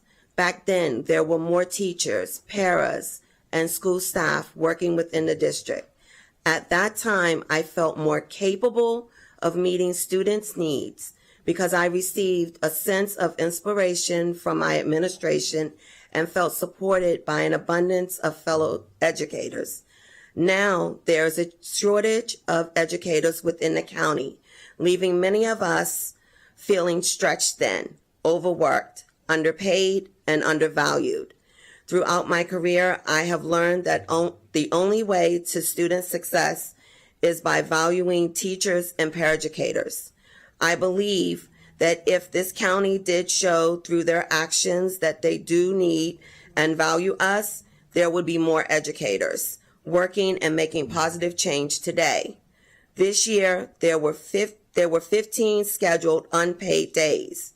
This is unfair and has a direct impact on the families of SEIU staff members. Given the choice, many of us would rather work and be paid than be forced to have excessive days off with no pay. Or we would like the opportunity to be paid for these days. We want to be provided the basic human right to thrive and not simply struggle to survive during the summer months and the winter holidays, worried about how we're going to pay bills, rent, and put food on our tables. I know this to be true because I have experienced this situation every year for the past 27 years. Unfortunately, many have no idea of the struggle that most of us encounter as paraeducators and other 10-month employees. Thank you for the opportunity to speak today, and please do hear our voices and support us in making the change for our future. Best regards, Catherine Dorsey and the staff members of SEIU. Thank you. Next, we have Donna Miller. Honorable Council members, my name is Dawn Miller, and I've been a para in the Learning for Independence program in MCPS for nearly 12 years. I've also been the SEI union representative at my school for over 5. I'm here today to demand the respect, fair compensation, and job security the paraeducators deserve. Many people think of paraeducators as just classroom assistants, but we are so much more. We're caregivers, we're counselors, we're behavior specialists, we're translators, and even protectors. We help students learn how to communicate their needs, regulate their emotions, and navigate social situations. We guide them through daily life skills, helping them eat, dress, and even use the restroom with dignity. We de-escalate crises, calm meltdowns, and provide the emotional stability that allows our students to feel safe. And yet, for all this, we're treated as disposable. We face physical aggression, being hit, bitten, scratched, or worse, without hazard pay, without proper recognition, and often without enough staff to keep us or our students safe. And despite the intense responsibilities we carry, most of us struggle to make ends meet without a second or third job. Even worse, many positions are classified as temporary or emergency hires, leaving dedicated staff without job security or benefits. How can a school system claim to prioritize special education while treating its most essential staff as replaceable? How can we provide stability for students when our own jobs are unstable?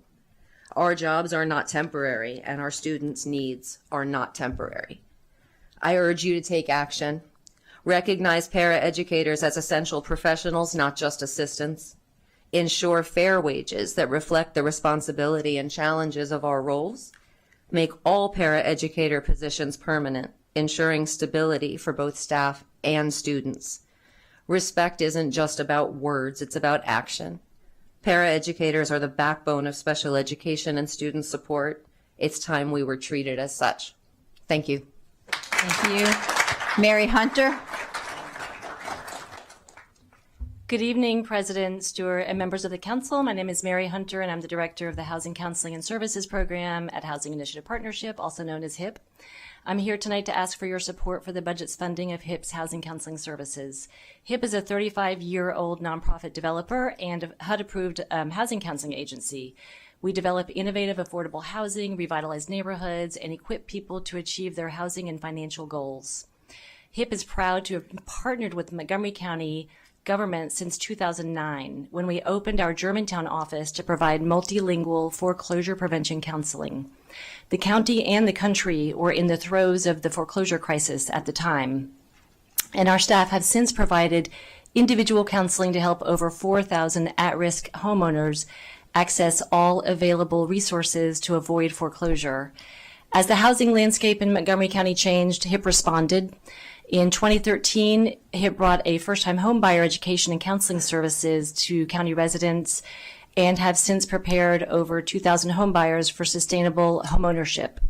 In 2015, we launched our rental counseling program and have helped over 1,200 residents identify affordable rental opportunities and access rental resources.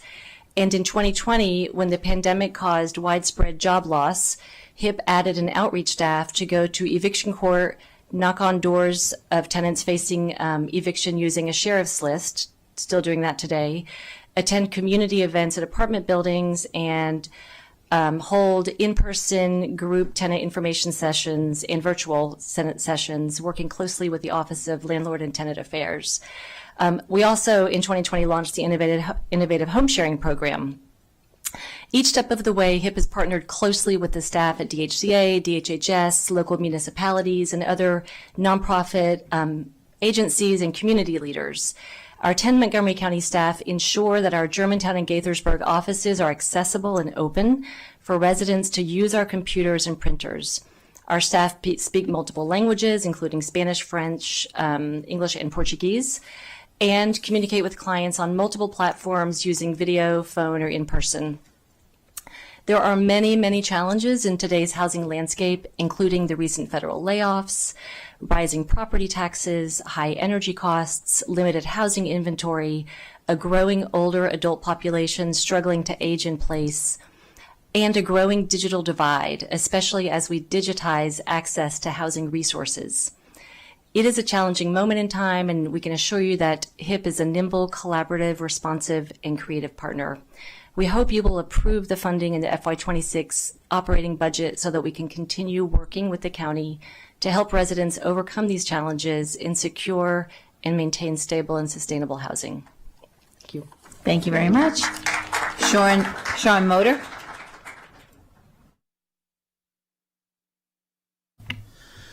Good evening, members of the council. My name is Sean Mortar, and I am a foundational literacy paraprofessional at Wheaton Woods Elementary in Aspen Hill. The day-to-day responsibilities of my position is that I take a group of 6 to 7 below grade level students and teach them the phoneme and grapheme name for words, which is the sight and the sound of words, so that they can speak and write better. The pay for my position is $21.97 an hour for 6 hours. While this might seem well adjusted for Montgomery County and the living expenses associated, I can assure you that the semblance of a living wage is for naught. After taxes, Social Security, and other mandatory deductions are taken out, I am left with a 2-week paycheck under $1,000. This is the first job that I cannot pay my half of rent with one paycheck. After starting this position in October and getting the first few paychecks, I realized that I did need to take up a second job. And as the hiring market is, I could only get a second job paying $15.50. And even then, I'm still applying for a third job because they're not giving me enough hours to subsidize the amount that I'm losing from MCPS.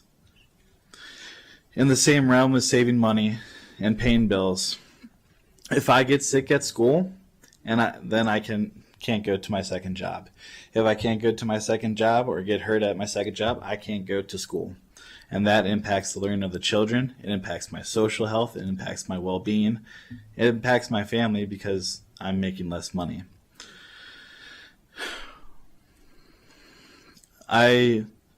You could say that I could live in a different county that might be more economical, but I would challenge you that the amount of money that I spend for gas and transportation, that would not be true. The only way to make up that lost money is to pick up sub positions that are open at my school, and how can I make that choice whether to pick up these shifts and make more money for myself while impacting my students, or lose that money and educate the kids? It should not be my choice to make that decision. We should be willing to live and work in Montgomery County as public employees. And I get that we don't enter this field for the money, but we need to get enough money to live. Thank you. Thank you. Thank you very much to that panel. I'll call up the next panel. Elisa Rivera, Kim Michelle Parsley, Abe Shuckman, Erica Connor, Fitzgerald Mofer, Michael Cordell.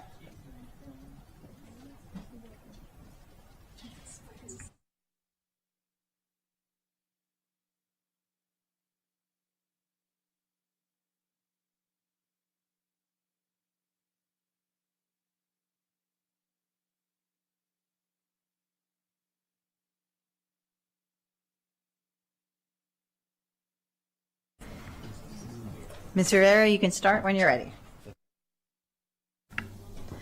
Good evening, County Council. My name is Alicia Rivera, and I've been a paraeducator for over a decade. I'm primarily working in special education and discrete schools. I also had the privilege of previously serving as ESR for 2 years. I began this journey as an SCV para working one-to-one with a young lady to help her develop independence. For years, we worked on the steps necessary for her to independently advocate for the restroom and complete all the tasks involved. That was just one of many life skills goals. After years of repetition, data, social stories, patience, dedication, I witnessed a truly rewarding moment on a community trip where she independently selected the bathroom on her iPad, which I guided her to the restroom in a public setting. She opened the door, she used the restroom, she flushed, she closed the door, adjusted her garments, and washed her hands, doing everything without any prompting. And that was the highlight of my time with her. But like many of us in this field, once one student graduates or a new group arrives, the journey starts over. My next journey began at Rock Terrace Special School. There, many students exhibited challenging behaviors. My time in the special schools program, while rewarding, was physically demanding.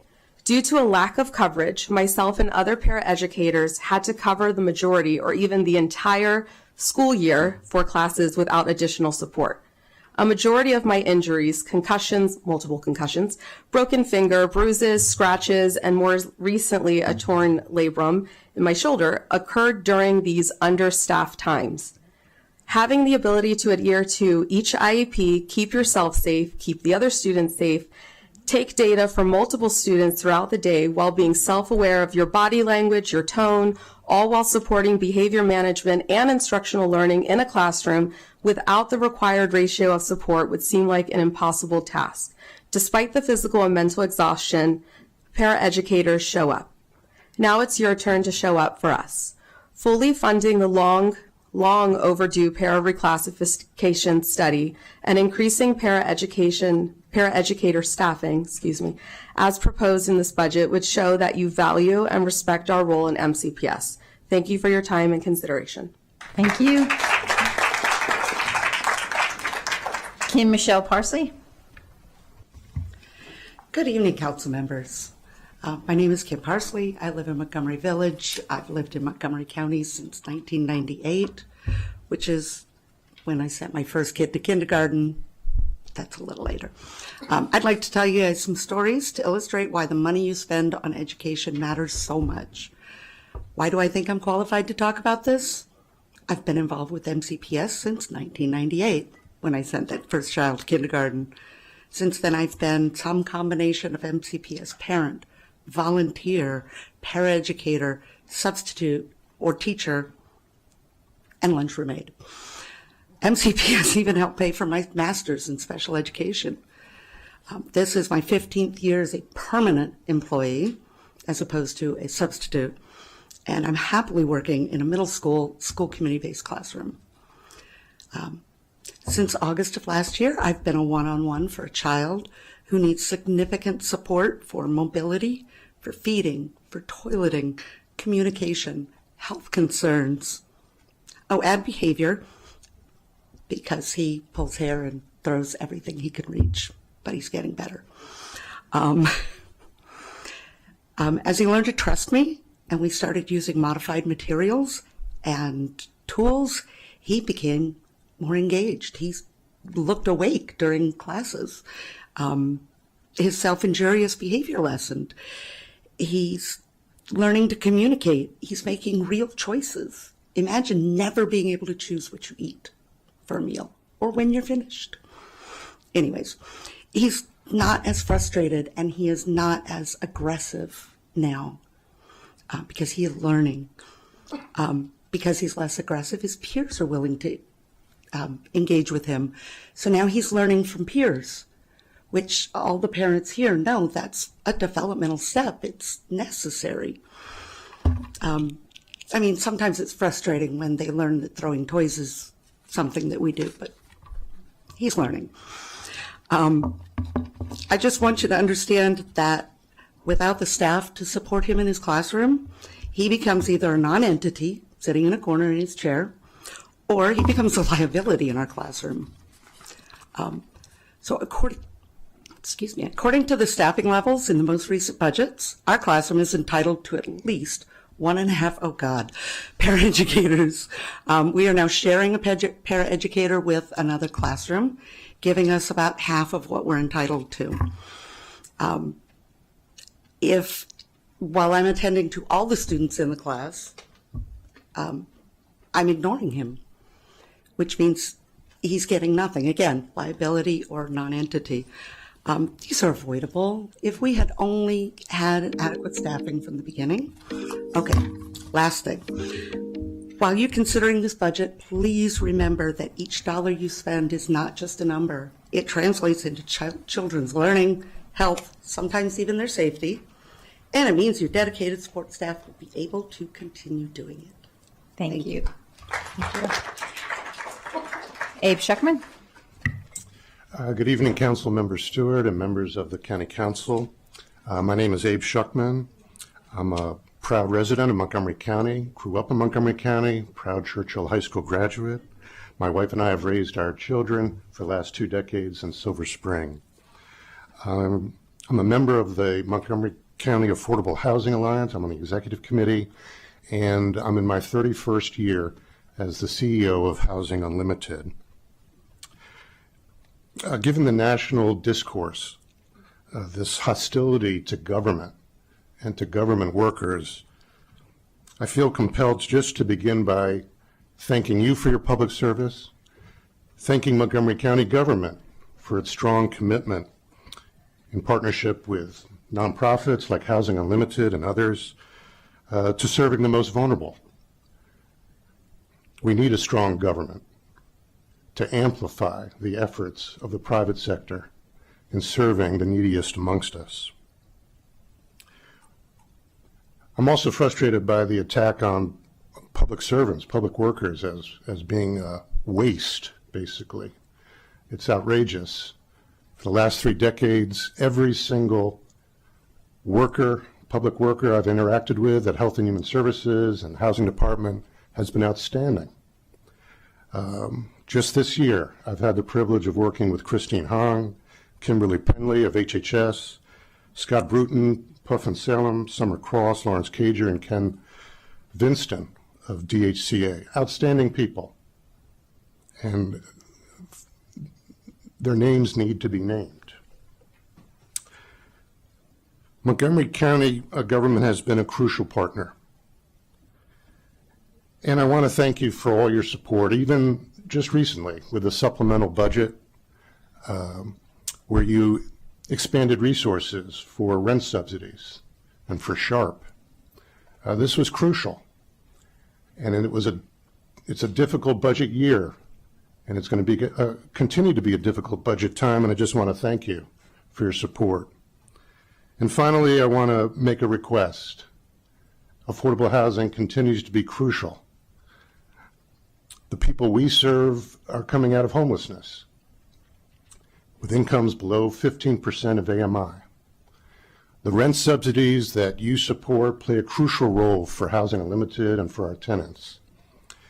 And then wearing my hat as a member of the Montgomery Housing Alliance, the extraordinary funding the last several years you've put towards new construction and preservation of affordable housing has been crucial. We need to stay on track with a pipeline of affordable housing units so we can really meet the need in this county. We're one of the wealthiest counties in the country. We need to provide housing for all of our residents. Thank you. Thank you. Next, we have Erica Connor. Good evening, County Council members. My name is Erica Connor, and I'm a member of the Montgomery County Community Action Board Executive Committee. I want to thank you for this opportunity this evening. Thank you for your ongoing commitment to critical programs that serve and support the low-income residents of our county. The Community Action Agency is the county's federal, state, and locally designated anti-poverty group. We're part of a nationwide network that works to address the needs of our marginalized neighbors, helping families move towards self-sufficiency standards through various programs, like the VITA program, which last year filed 2,246 tax returns with a free tax impact of $8.6 million. The Test Center, a walk-in site in Long Branch that serves 200 to 300 residents each month, and the Navigation Unit with navigators based at various organizations who serve about 150 residents each month. Community Action provides grant oversight for Head Start, working closely with MCPS to offer high-quality care and education, along with wraparound services. Last year, Head Start families received approximately 1,200 referrals for critical services. Our board provides governance to the agency and Head Start, but also advocates for policies and programs which help struggling families. Tonight, we focus on the critical needs of our neighbors during this unprecedented times. Our immigrant and undocumented neighbors are living in fear and anxiety. Parents are scared to take their children to and from school. Many are reluctant to seek services. Recently, at a SNAP information session, attendees were afraid to apply for food assistance due to concerns of what would happen to their information. A record number of organizations are requesting Know Your Rights trainings. We ask the Council to do everything in your power to support these residents through increased immigration legal services and mental health services and other programs. Our board is extremely concerned about the potential cuts to federal programs, including the Community Service Block Grant, Head Start, Title I, Social Security, housing programs, and SNAP. We ask the Council to continue to support vulnerable members of our community as the changes in the federal level will occur. The changes discussed here are amplified in our area because the cost of living is so high. According to the self-sufficiency standard, a household with 2 working adults, 1 preschooler, and 1 school-age child would need to earn $122,943 a year to cover the basic necessities, over 4 times the federal poverty. Thank you, and please continue the fight, and please refer to our full written testimony. Thank you. Fitzgerald Mofer. Good afternoon, Council President, Vice President, and distinguished members of the Montgomery County Council. Thank you for giving residents like me the opportunity to engage in the democratic process and listen to the feedback we have related to the county executive's proposed operating budget. My name is Fitzgerald Mofor, and I'm honored to stand with concerned community members proposing alternative budget solutions that avoid the austerity of a 3.5% property tax increase. I strongly oppose the proposed operating budget, which threatens to burden Montgomery County residents and make the place I call home into an enclave that relentlessly taxes its constituents. In 2023, the County Council enacted a 4.7% property tax hike, coupled with a rise in recordation taxes, purportedly to fund public education fully. At the state level in 2024, the governor clandestinely ushered in 338 new taxes and fees, and the County Council approved legislation for noise abatement cameras. Earlier this year, the County Council also approved legislation to increase taxes on grocery bags. Also at the state level, the General Assembly passed a $1.7 billion tax bill, which is the largest tax increase ever. This doesn't account for the hikes in property tax assessments and rising energy costs from fees such as Empower. We cannot endure any more new taxes and fees, and the 3.5% property tax increase is entirely unsustainable. Our local elected officials must muster up the courage and stand up to the teachers union and encourage the Board of Education to operate within its fiscal and financial constraints.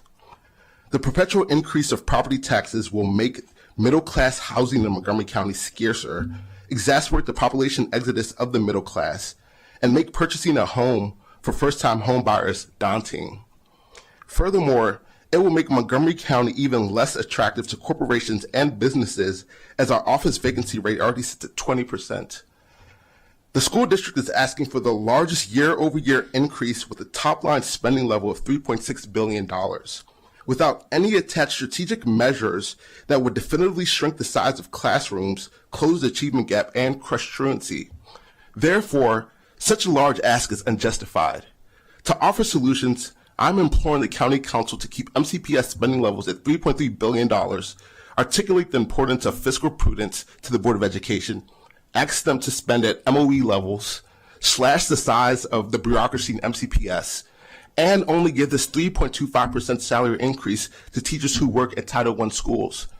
Thank you for allowing me to articulate my concerns with the proposed operating budget, and I sincerely hope this governing body considers my input. Thank you. Michael Cordell? Yes.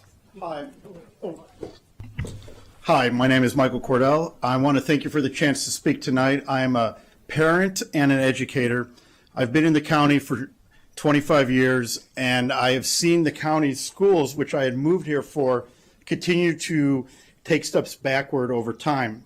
I do have one thought for the council tonight. I think we should stop paying special education lawyers and start paying paraprofessionals the money they have long deserved. Paras are essential. As someone who's a principal of a special needs school in Congress Heights, DC, we have more paras than we have teachers because students who cannot communicate need additional adults to help them communicate. We have paraeducators in this community who represent the community and cannot get a livable wage. I also believe the school system should be making a pathway for paraeducators to become teachers in the future if they so should choose. Again, we want to support our students with community members, and paraeducators are the most important role to do that. One thing we know, Gandhi said, the true measure of any society is how it treats the most vulnerable members, and we have not been doing a good job. If we do a better job for our students at the margins, I promise you, all students will improve. I've worked in school turnaround in DC, Chicago, and Baltimore, and what was shocking to me is every school I went into that was quote unquote the district school needing turnaround had a special education program that was broken. And when those students don't get what they need, I promise you, they tell everyone. And then the whole school doesn't get what it needs. And that is what is on its way in Montgomery County. I've been impressed with Dr. Taylor. Every conversation he's had, this is actually a bare bones budget as asked for. It is a lot of money, and there are increases needed to pay for it, but The system needs to do this. At a time when society is not working with the most vulnerable, Montgomery County can take that opportunity now and support the students who deserve it the most. In the future, we could come back to the table about more opportunities, about different initiatives, class size, other initiatives. But right now, we need paraeducators to get the money they deserve. We need enough staff in the classroom so that everyone is safe. And we need to also have a conversation with the leadership about accountability. And I promise you, based on every conversation I've had with Dr. Taylor, he welcomes any accountability to show that the money we have goes to the ones who need it the most. And again, pay our paraeducators, increase the staff, and stop paying special education lawyers. Thank you. Thank you, and thank you to this panel. Next, we have Diego Yoriboro. He just walked in. Diego, you're up. Win-Win, Rajan Bell, Francis Frost, Eva Ortiz.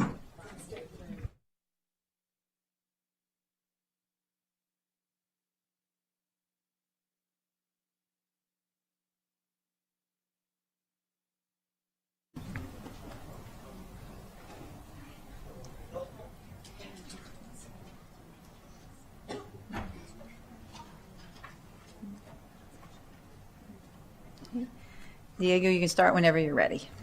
Okay. Good evening, members of the council. For the record, I was here at 7 p.m.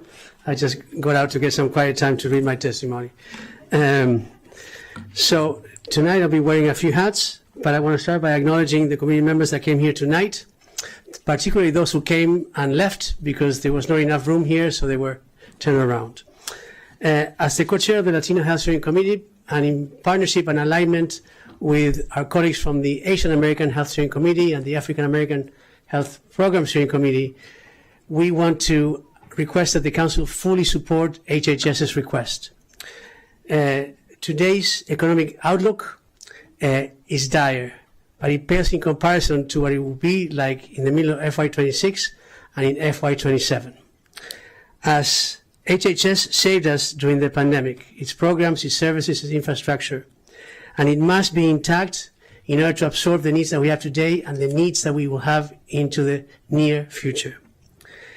As the economy contracts, families of all walks of life will lose their jobs, their homes, and their health. This will impact the physical and mental health and put the county's safety nets to test. The magnitude of the crisis to come on the most vulnerable children, youth, and families is something that we have yet to see and experience. That's why HHS, its programs, its infrastructure must be preserved, not just for today, but for what's coming. And we all know what's coming. You had a hearing this morning about the economic future and what's to come to the county. Now, as the Black and Brown Coalition, the situation for MCPS is not better. Most of these families' children interact with MCPS, and MCPS tells a horrifying story about the county's future, our children. More than 1 in 2 black students and 2 in 3 Latino students do not read on grade level. Striking. But even worse, 4 of 5 black students and 9 of 10 Latino students do not perform on grade level in math. The future of the county is facing gargantuan challenges. The leaders of HHS and MCPS have a vision for moving forward. They're not afraid of being truth tellers and are willing to make tough decisions to ensure the most vulnerable of their constituents get what they need. Now, allocating funds is not enough. It doesn't mean that things will work. Accountability has always been important. Now, with the budget situation and the one that's coming, it's paramount. We cannot fund things that don't work. And we need to know what's working and what's not working. Dear council members, I do not envy you. We heard many different viewpoints and we don't agree. The decisions you make today will impact thousands of children and families fare the scariest of storms. It will also impact the county's future trajectory. But please know that I admire and respect each one of you. Thank you. Thank you. Win-Win. Good evening, Council Member. My name is Dr. Nguyen. I am the Vice Chair of the Asian American Health Initiative Steering Committee. We are the leader in the Asian American community. We also consider ourselves as the bridge between our community and the county government. Therefore, we have been playing a role in supporting the Department of Health and Human Services.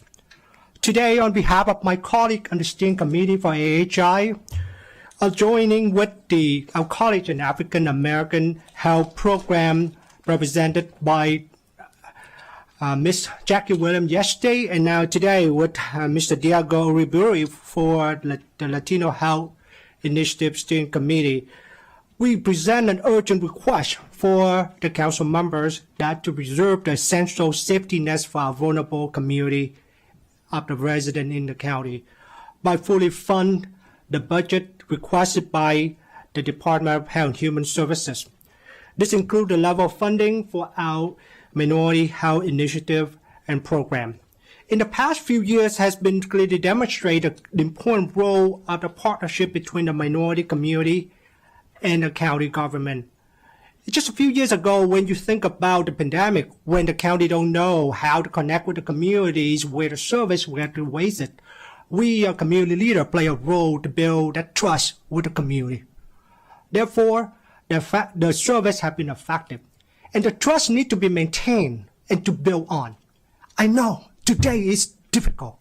I know today that you have a lot of challenge that you face with uncertainty in the federal policy shift, but it's not the time for us to retreat. It's not the time for us to withdraw the support for the community and foster that trust with the community and the funding to DHSS to continue to support this minority program and services. As my colleagues mentioned, that this is the difficult year, and I got it. I got this. But think about the support that the effort that our community have accomplished in the past year. As we support on the mental health program, we support the building the capacity with Asian American community nonprofit so that they bring the people together. If the next crisis, not if, but when it hit us, we have the ability to weather the next storm. And that is critical, and that's an investment that the counties need. So I urge you, the council members, please consider protecting the infrastructure, the investment that you should put into the DHS so that we continue to build the healthy community for all. Thank you for your service and for your leadership. Thank you. Rajan Bell.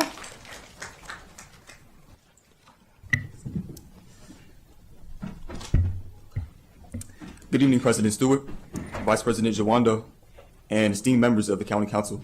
My name is Rajan Bell. I'm a junior at Wheaton High School and representative of Young People for Progress. And tonight, I'm here to urge you to fully fund the MCPS operating budget and also ensure that those funds are directed towards preventative, student-centered solutions like restorative justice instead of just punitive measures like policing. This issue is deeply personal to me.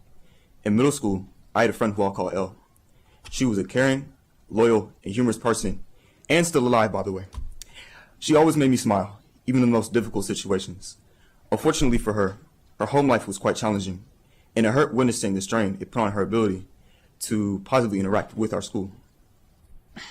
She frequently got into conflicts with our peers and faced disciplinary action as a result. Instead of seeking to address the root causes of her behavior, the school relied on punitive measures, such as suspensions and expulsions, to address it, leading to her missing school for days at a time, seriously impacting her learning. Though we both graduated from middle school, this pattern only worsened in high school. Elle struggled to form stable bonds with peers, teachers, and other community members, and was eventually kicked out of her school's magnet program. While her circumstances outside the classroom were difficult, had there been a strong, well-implemented, and well-funded restorative justice program available to address the root causes of her behavior a bit earlier in the schooling process, perhaps the outcome could have been very different. Unfortunately, what has happened to Elle is still happening and getting worse. Just last year, student arrests in MCPS quadrupled from 56 to 191. That's nearly 200 student arrests. Black students were 8.5 times more likely to be arrested at school than white students. And nearly half of all suspensions were of black students, despite us only making up 21.5% of the student body. This isn't safety, this is over-policing. As an alternative to traditional punishment, restorative justice has seen success. In the 2022 to 2023 school year, 81% of students who participated in restorative justice practice for an offense they committed didn't repeat it. And that success rate held strong last year at 79%. But instead of building on that success, MCPS is now eliminating the 8 full-time restorative approaches positions at central office and moving them into new roles. They've also, last year, cut the stipend supporting restorative coaches at our schools, who are often teachers, overworked, and underpaid. Students will bear the brunt of these consequences the most. With these reasons in mind, it is paramount that you fully fund MCPS's operating budget and direct a lot of the funds towards restorative practices. Continuing to invest in our school system is paramount to building the positive, safe, and uplifting student culture that MCPS and the county hopes to foster for the next generation. Once again, I am Rajon Bell, and thank you for your time. Thank you. Francis Frost. Good evening, President Stewart and Vice President Jawando, members of the County Council. I'm Francis Frost. I'm the president of the Friends of the Library, Montgomery County. Happy National Library Week, and a special shout out to our librarians and library staff and Library Director Darcel Graham for their dedication and service to our libraries. You have before you the requested FY 2026 operating budget for Montgomery County, which includes just under $55 million for the public libraries, staffing and resources and programs, such as materials for the expanded world language collection, the digital platform Hoopla, teen and youth programs. But today, this operating budget represents much more than books on shelves, electronic materials on devices, and story time for our youngest citizens. As the theme for the National Library Week suggests, this year we need to look at what has drawn us to the library. Since January 20th, we've seen an obvious and intentional assault and attempts to eliminate access to information by our federal administration. On April 4th, Ms. Graham and County Executive Elrich issued a statement regarding the possible impact of the elimination of the federally funded Institute of Museum and Library Services. This past week, there was alarm that references to Maryland native Harriet Tubman was removed in the National Park Service's history of the Underground Railroad. And we've all seen the news reports about the removal of web pages about Jackie Robinson, the Enola Gay B-29 bombers, Navajo code talkers, women and African-American soldiers, 400 books being pulled from the shelves of the U.S. Naval Academy, health-related information being removed from the CDC website, and many more instances of eliminating access to and deleting important records and materials. So fully funding our libraries is about more than just books. It's about what draws us to the library. The public library offers free, accessible information about any topic you want to learn about, and stories about people who have consistently been forgotten, sidelined, ignored, and erased, as many are now. Our libraries offer resources to understand the history of this country, about our rights as everyday citizens, and how this democracy we call the United States is supposed to work. Libraries represent our collective memories of what's gone wrong, mistakes not to be repeated, and how we've worked together to make this country a better union. It's a place that offers the space to gather and share ideas. We see our neighbors search for jobs and build community in the meeting rooms and in the stacks of books. On this day, when all the ideals that our country supposedly have been built on and grown into are challenged and in danger of being taken down, when educators and families are worried about what will happen to our schools and children, when our colleges are being pushed to close programs, renege on scholarships and in research projects, when our arts and culture are being called to a certain ideal and definition of what is appropriate, what is art, and what is great, when we are holding on to books and somehow trying to save web pages because they are knowledge that we don't want lost, we are also nervous about our libraries, about these long-standing repositories of knowledge and community, and it brings us back to what draws us to the library. Our library's stated mission is to provide equitable access to information, ideas, and experiences that spark imagination and expand possibilities for all. In this operating budget, there are many priorities in the face of economic downturn and uncertainty. So we urge you, make our future the priority. Protect our education, protect our public libraries with full funding. Draw us back to be well-read, inclusive, civic-minded, educated people. It's really our only option. Thank you. Thank you. Eva Ortez.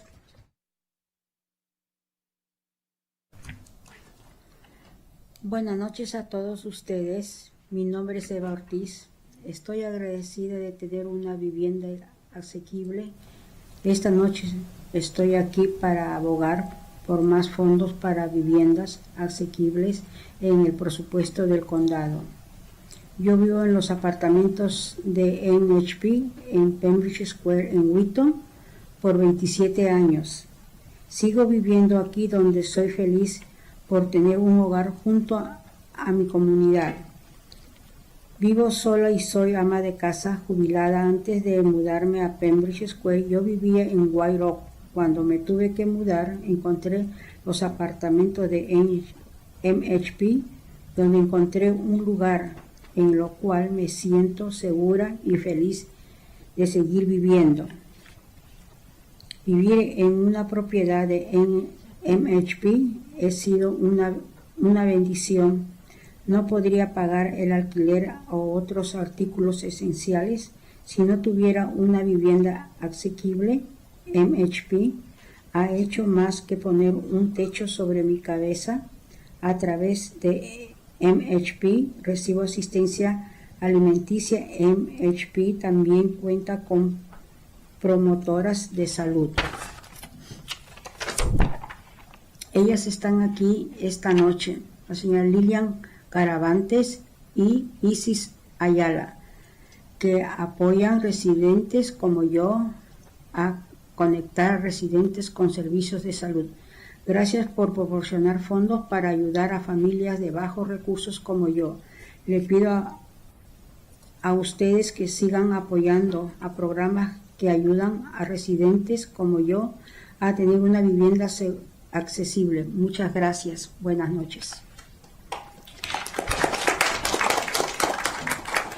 Good evening. My name is Eva Ortiz. I am grateful to have affordable housing. Tonight, I am here to advocate for more funding for affordable housing in the county budget. I have lived in Montgomery Housing Partnership Apartments at Pembridge Square in Wheaton for 27 years. I continue to live here where I am happy to have a home alongside my community. I live alone and I am a retired housewife. Before moving to Pembridge Square, I lived in White Oak. When I had to move, I found the MHP apartments, where I found a place where I feel safe and happy to continue living. Living in a Montgomery Housing Partnership property has been a blessing. I could not afford rent or other essential items if I didn't have affordable housing. MHP has done more than just put a roof over my head. Through MHP, I receive food assistance. MHP also has health promoters. They are here tonight. Lilian Caravantes and Isis Ayala, who support residents like me in connecting with health services. Thank you for providing funds to help low-income families like mine. I ask you to continue supporting programs that help residents like me have affordable housing. Thank you very much. Thank you. Thank you to the entire panel. Our next panel is David Melendez, Yvonne Dawkins, Mary Kohler, Mark McCarthy, Vernell Knight.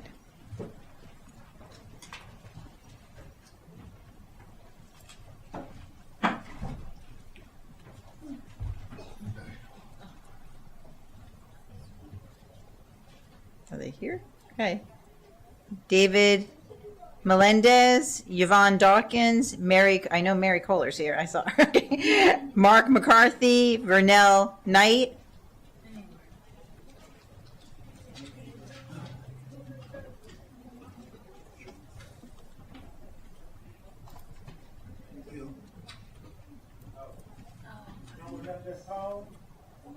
Well, Who was there? That was Francis.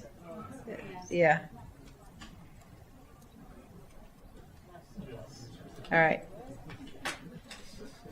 David Melendez, you're up. Thank you. And good evening to the members of the council. My name is David Melendez, and I thank you for allowing me to testify today about my experience in NCCF program. I was born in New York, and I grew up in Puerto Rico. I came to this area, the Maryland, 1970, and here is a few Spanish people.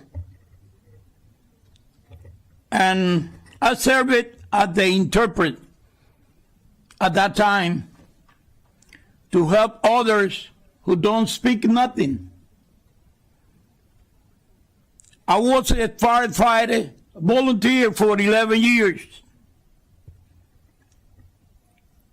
I got 3 girls, were born here, U.S. citizen. At one point, I was not working, and I was not able to care for my family like I used to. I went to social services, and they sent us to a hotel. At that present time, the NCCF came to when I needed. NCCF take me from the hotel to the building in Bethesda in Green Tree. And I have it on my mind. I'm going back on my track. And the office, they promised to me to help me work together. And they put me on one room for 4 months on that building in NCCF, National for Children and Family. I was a single father at that moment with three girls. I had to raise them up and provide food. Then I go on the accident of working. I broke my back. When I was waiting to find out what going on my case, on the accident, we was sleeping on the street. I never expecting that, but that happened to anybody, no matter the color or the language. Sometime living in the motel number 6 in Gaithersburg, I was turning out of money. And I turned to the NCCF to help. Mr. Roth, at that moment, he was the second in charge. He said, Mr. Melendez, don't worry, we're going to help you. We're going to provide you with the apartment, affordable apartment, where you can live with your daughter. And you don't have to worry no more. I find out that place with my daughter.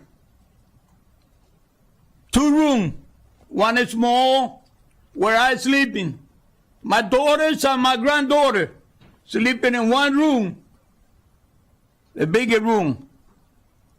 But I thanks to NCCF to extend the hand to the family who really need it. But not only for me, they got many more on the street. They got many single mother, single father who working hard to provide to the children. I ask you to extend the hand and don't forget those families who need an apartment. Mr. Melendez, could you, your time, just wrap up. Take a second to finish it. Thank you so much. Thank you very much. Thank you for your time. Thank you. Thank you. Thank you. Do we have Yvonne Dawkins? No, she's not here. Mary Kohler, you're up. Good evening, Council President Stewart and members of the Council. My name is Mary Kohler, and I am testifying on behalf of Montgomery Housing Alliance.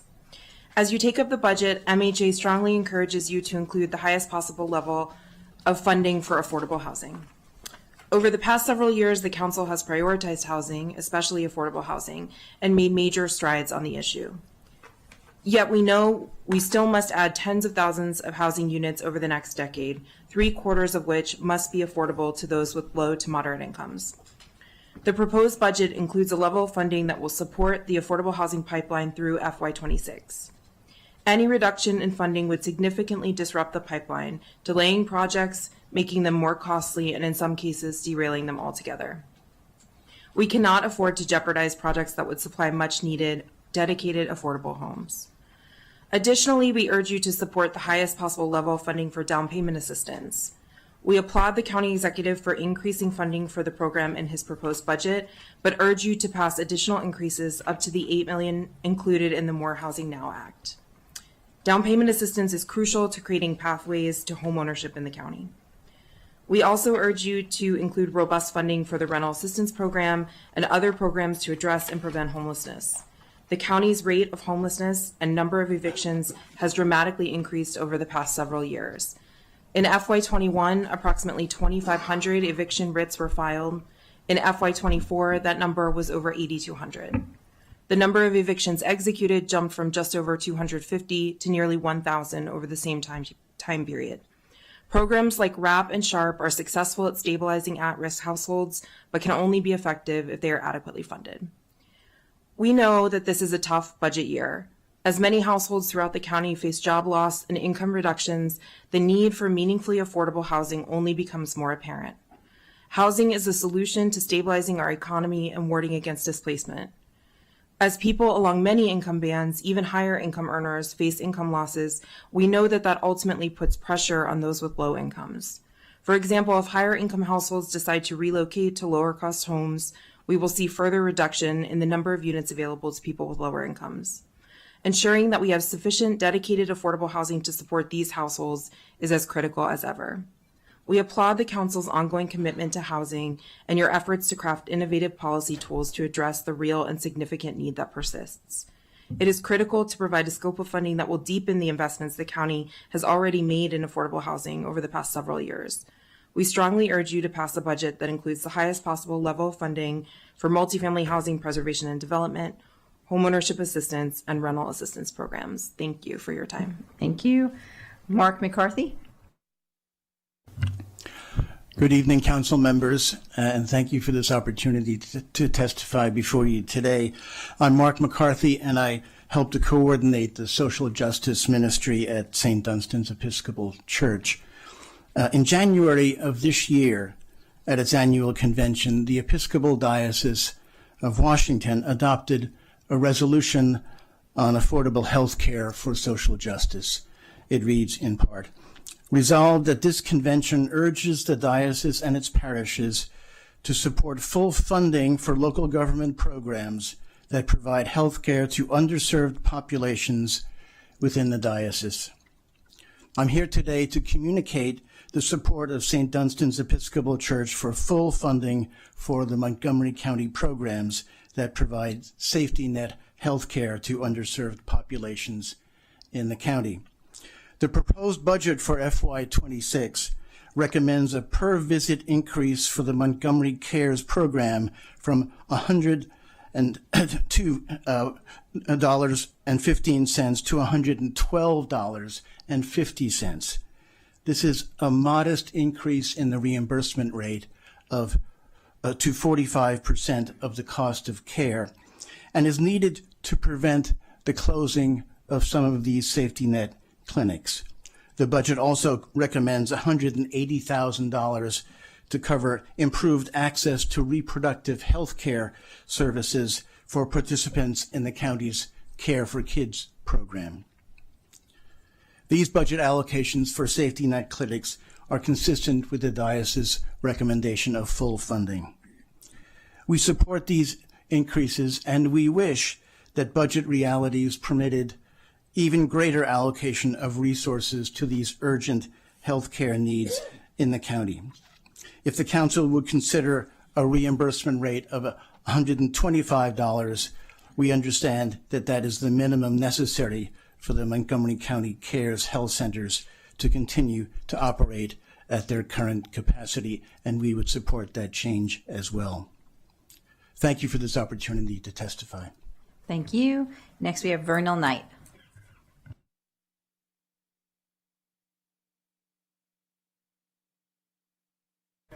Mr. Knight, could you turn on your microphone? There you go. Thank you. Thank you. Thanks for having me here this afternoon. My name is Vernon Knight.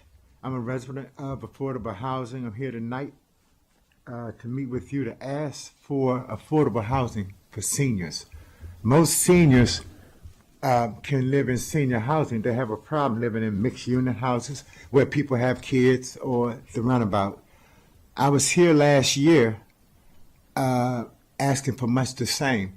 The other problem is that the budgeting for food subsidies.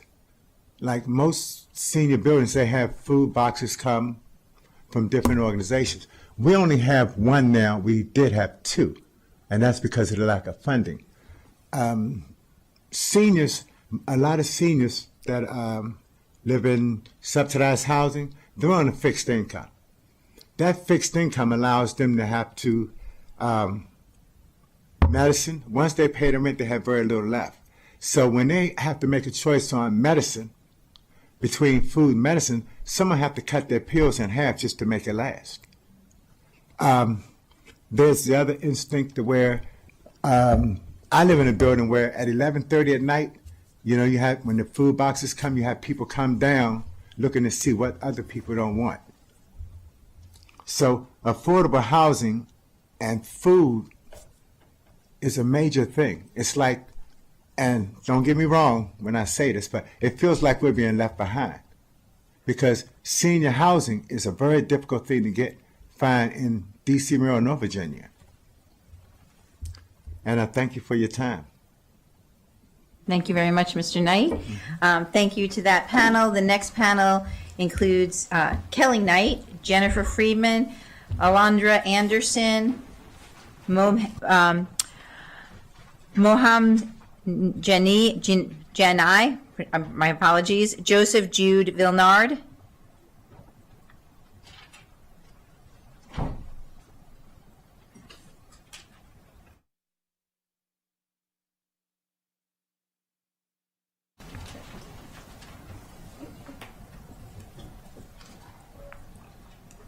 okay, Ms. Knight, you can start when you're ready.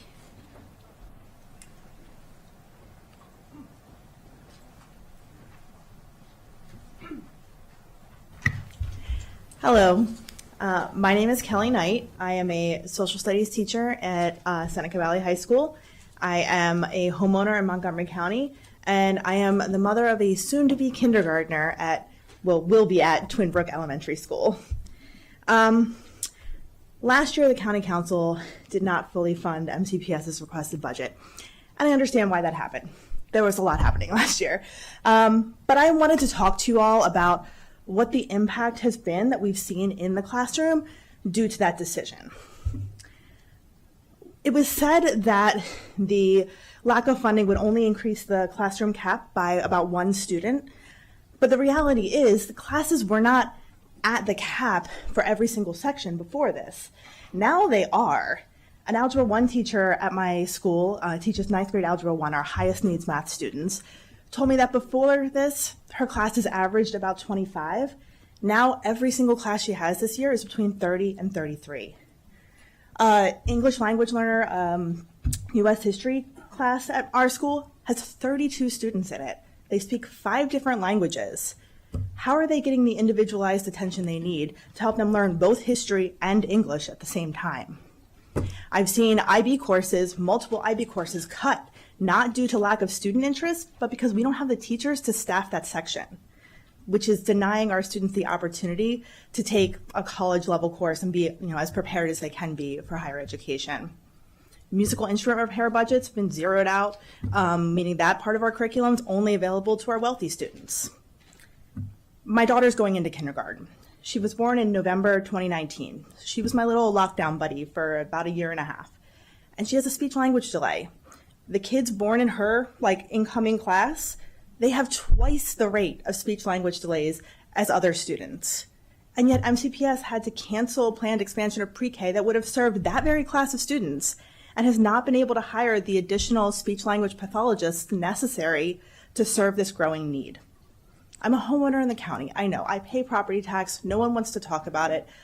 But the increase, it's less than my monthly Netflix bill. This is an investment that we can make in the future of this community, that we can make for our students, and that will make Montgomery County the type of place where I'm proud to live and to work and to raise my family. So I'm asking you to support this budget. Thank you. Thank you. Jennifer Freeman. Thank you, Council President Stewart and council members, for the opportunity to speak this evening on behalf of Community Farm Share. I was here last night, too, in support of the Food Council's testimony. And while sitting in the audience and hearing all those passionate, real stories of leaders and residents here, I just want to take another second to say a couple of things. One, I can't imagine how difficult your work is. And hearing such important testimony and having to navigate all those complexities. And secondly, in addition to supporting the OFSR's food security budget, I also support the housing and the schools and so much of everything else that was talked about today. So I'm just grateful to be here as well. As so many have been devastated by the current federal policies, Community Farm Share has also been hit hard by the loss of the USDA Local Food Purchasing Agreement, or the LFPA funding. We currently support local farmers by being the county's largest buyer and only aggregator of county-grown produce by dollars and pounds, buying from 20 farmers this year and expecting to buy over 300,000 pounds of produce, all directed to food security initiatives. Our 8 mobile farm markets throughout the county are set up as free choice farm stands located in schools and clinics where residents shop market style in their communities using cards and preloaded funds. Federal LFPA funding was our keystone for the market operations. In order for all residents to be able to shop in a dignified manner and with a wide range of culturally appropriate produce available through the opening hours of the market, it's critical that we sort of overstock our markets.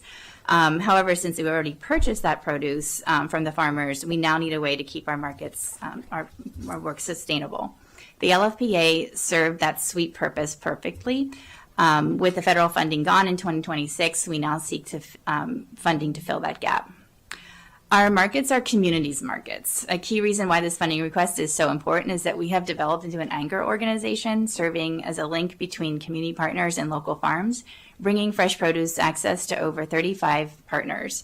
Schools, either schools or clinics or nonprofits working on and it's a demand-driven model in order to support other county, to support the county priorities, including the strategic plan to end childhood hunger and other priorities of the county.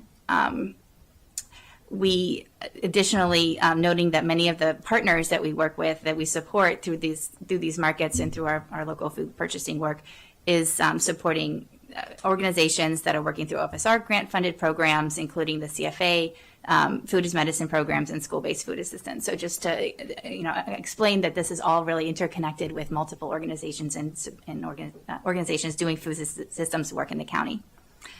In times when budgets are tough, we understand how important it is that funds do stretch to do the most good. The requested $100,000 sweep funding to buy surplus produce actually leverages over $500,000 in Montgomery County farmer sales and supporting our farmers, which is an investment in our local food system to build a sustainable, resilient food system. With a lot of gratitude to the council for having an existing county contract which supports all of our mobile markets at the schools, making additional funding more doable. Further existing systems are in place through the Farm to Food Bank program to be able to efficiently move our donated end-of-market produce to support food assistance providers, which would be paid through this funding request. So thank you very much for your support of Community Farm Share over the years, and I really appreciate each of you, so thank you. Thank you. Alondra Anderson. Good evening, Council President Stewart, Council Vice President Jawando, and County Council members. I'm Alondra Anderson, Co-President of the Montgomery County School Psychologists Association. I would like to express my gratitude for the opportunity to testify today in support of fully funding the proposed FY26 operating budget as requested by the Montgomery County Public Schools Board of Education. I am one of 135 MCPS school psychologists who are highly trained through specialized advanced graduate preparation in education and psychology and are uniquely qualified to provide a wide range of comprehensive services to Montgomery County students. Examples of these services include direct counseling service to address students' social, emotional, and behavior challenges, behavior threat assessments for evaluating students at risk for harm to themselves or others, comprehensive assessments for determining special education services and Section 504 accommodations, and collaborating with various stakeholders to develop interventions and supports for students both inside and outside the classroom. Additionally, our central services psychologists, also known as resource psychologists, provide direct support to staff and students in assisting schools with assessment needs, intervention development, and crisis response. MCPS school psychologist specialized training lends itself to serving as an avenue for students from marginalized communities to access mental health support and psychological assessments. Data signal that the residual effects of the COVID-19 pandemic have significantly increased the demand for mental health services, assessments, and crisis response. This brief overview of the comprehensive services is a testament to the amazing work of MCPS school psychologists and the critical nature of our roles to MCPS in the Montgomery County community in supporting students thriving in school, at home, in the community, and throughout their lives. It appears that the County Council acknowledges the vital role of MCPS school psychologists. Specifically, in 2022, the County Council allocated an additional 12 school psychologist positions to MCPS's operating budget. However, we have only retained 3 of these positions.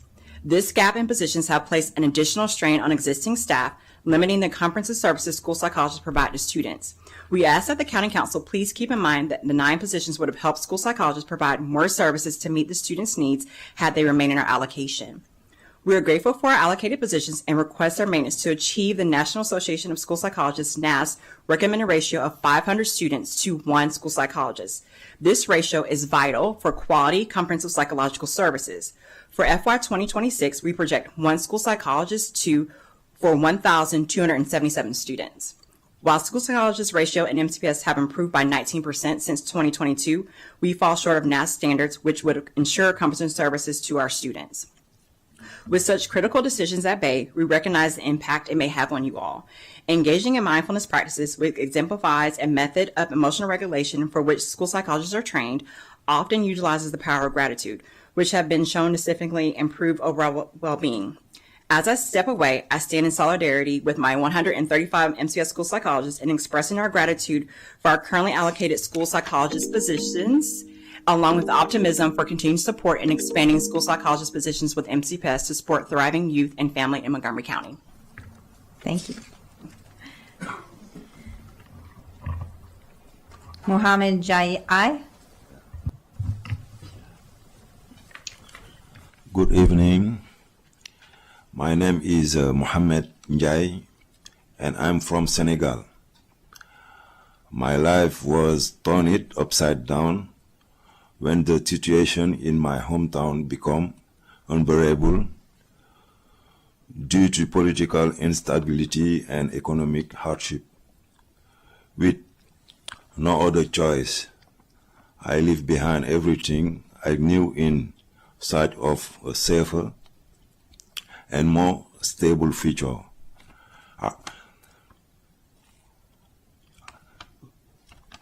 Arriving in a new country was overwhelming. Everything was unfamiliar.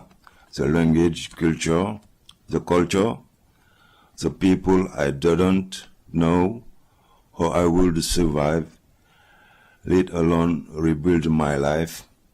Fear and uncertainty filled my days until found the Lighthouse program in Montgomery County, which changing everything for me. Throughout the Lighthouse program, I was able to find stability during one of the hardest times in my life. The food assistance means I never had to go to bed hungry, easing one of my biggest worries. The financial aid helping me secure housing, finally giving me a safe and stable place to live sometime I desperately needed after months of sleeping in a crowded shared space. Closing assistance gave me dignity and confidence when I had little more than the clothes on my back. Today I'm working and building a future for myself. I know that if I ever fail it, I can turn off the county community clinics for care. Thanks to the SOL's class, I have improved my English, which has opened door to better job opportunity and deeper connection in my new home. As your world continues to change, programs like Lighthouse provide by HHS and more critical than ever, don't just help, they provide hope, stability, and opportunity. Many in your community really on their service to get back on their feet, just I did. I apologize for my English is not good. Thank you very much. Mr. Joseph Jude Villenard. Good evening. My name is Joseph Villenard, and I came to the USA from Haiti with my wife and 2 children, fleeing the violence in our county, leaving behind everything we knew as the hardest decision we ever made as a family. We arrived in an unfamiliar place, uncertainty about that to expect how we would survive or where to turn for help. But Lifehouse program tough HHS gave us hope and needed it most. When we first arrived in your county, we faced we were challenged and had no income, no food, and barely any clothing. We shared a crowded house with strangers struggling to get by. But thanks to County Food Bank, we had food on our table. Thanks to clothing assistance, we had home clothes to wear. Thanks to financial support, we were able to move into a stable home, giving us a sense of security and desperately needed. And knowing that community and dental clinics we available gave us space and mind that our health would not be neglected. Because of the support, we were able to rebuild our lives and completed an electricity course, and I'm now working toward my maintenance certificate. I had a stable job. My wife and my daughter as both in a CNA program, and my son is excited in high school. As a family, we are working hard and build strong, independent future. I'm here today because I want to emphasize just how critical program likes to Lifehouse, program for HHS, and other community services, and for families like me. They remind us that even in our darkness moments, we are not alone, and that with the right support, a both future is possible. Keep this program available that's just change individual lives and change lives and integrate community. I urge you to continue funding your support these essential services so that more families like mine have chance to rebuild, contribute, and terrorists. Thank you so much. Thank you. Thank you very much. Thank you to the whole panel. Our last in-person panel includes Rick Callahan, Pavlov Talker, Angela Rivera, Ryan Hollywell.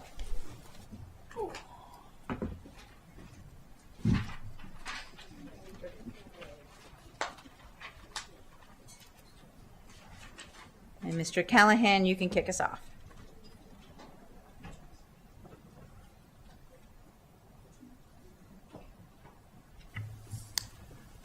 Good evening. Good evening, Chairperson Kate Stewart and esteemed County Council members. Thank you for the opportunity to speak with you this evening. For the record, my name is Rick Callahan. I'm the co-chair of Interact and Executive Director of Compass. My testimony is on behalf of the 41 Interact community service providers. This coalition urges the County Council to fully support the County Exec's 3% increase to the DD supplement. To say this has been a challenging year would be a gross understatement. In January, the governor's proposed budget threatened to slash revenue for most Montgomery County agencies from 21 to 28%, a devastating blow to nearly 4,000 individuals with IDD who rely on our services. Fortunately, the DD community, alongside with dedicated local and state legislative champions, rose to the occasion, and through tireless advocacy, we successfully fought for the restoration of most of these proposed cuts, though regrettably not all were reversed. As we look ahead to the next few years, we are entering uncharted territory. While the state has restored revenue to prevent catastrophic cuts for FY25 and FY26, Interact providers will still face deeper reductions than their counterparts in the rest of the state. Even more concerning is uncertainty at the federal level. With Medicaid hanging in the balance as Congress moves towards a budget resolution, the potential impact remains unknown. This is a moment that calls for vigilance, unity, and continued advocacy. However, not all is doom and gloom. Your continued investment and support of the DD supplement has led to meaningful progress, including the delivery of high-quality person-centered services, more people with IDD achieving competitive employment, more people actively engaged in their desired communities, a growing number of people living more independently in their chosen home, higher wages for the DSP, reduced turnover leading to greater stability of services. None of this could have happened without the close to 50-year partnership between Montgomery County and Interact providers. Now more than ever, our continued collaboration and partnership will be vital as we rise to meet the challenges of the years ahead. Interact is here to stay. We are your steadfast partners. We look forward to working with the County Exec and the County Council to ensure that people with IDD not only receive the support they need, but continue to thrive. Interact urges you to support the 3% increase to the DD supplement, and thank you for all your years of support. Thank you. Pavlov Talker. Yeah, thank you. Good evening, council members, and thank you for providing me the opportunity to speak. I'm Pavlov Tucker, President and CEO of iVision Consulting, an IT services firm based in Rockville, doing work with the federal government. I'm here today to express strong support for the continued investment in the Montgomery County Economic Development Center, MCEDC. As a small business owner, I view MCEDC as one of the smartest investments Montgomery County can make to fuel economic growth and innovation. We began our engagement with MCEDC in early 2024, and it has evolved into a valuable and collaborative partnership. The support we've received laid a strong foundation for our future growth, particularly as we look to expand in the commercial marketplace with a focus on servicing companies in the biotech and life sciences sectors here in Montgomery County. With MCEDC, we have gained exposure through iHeartRadio, a CEOs You Should Know series that has reached 4 million listeners in the DMV region.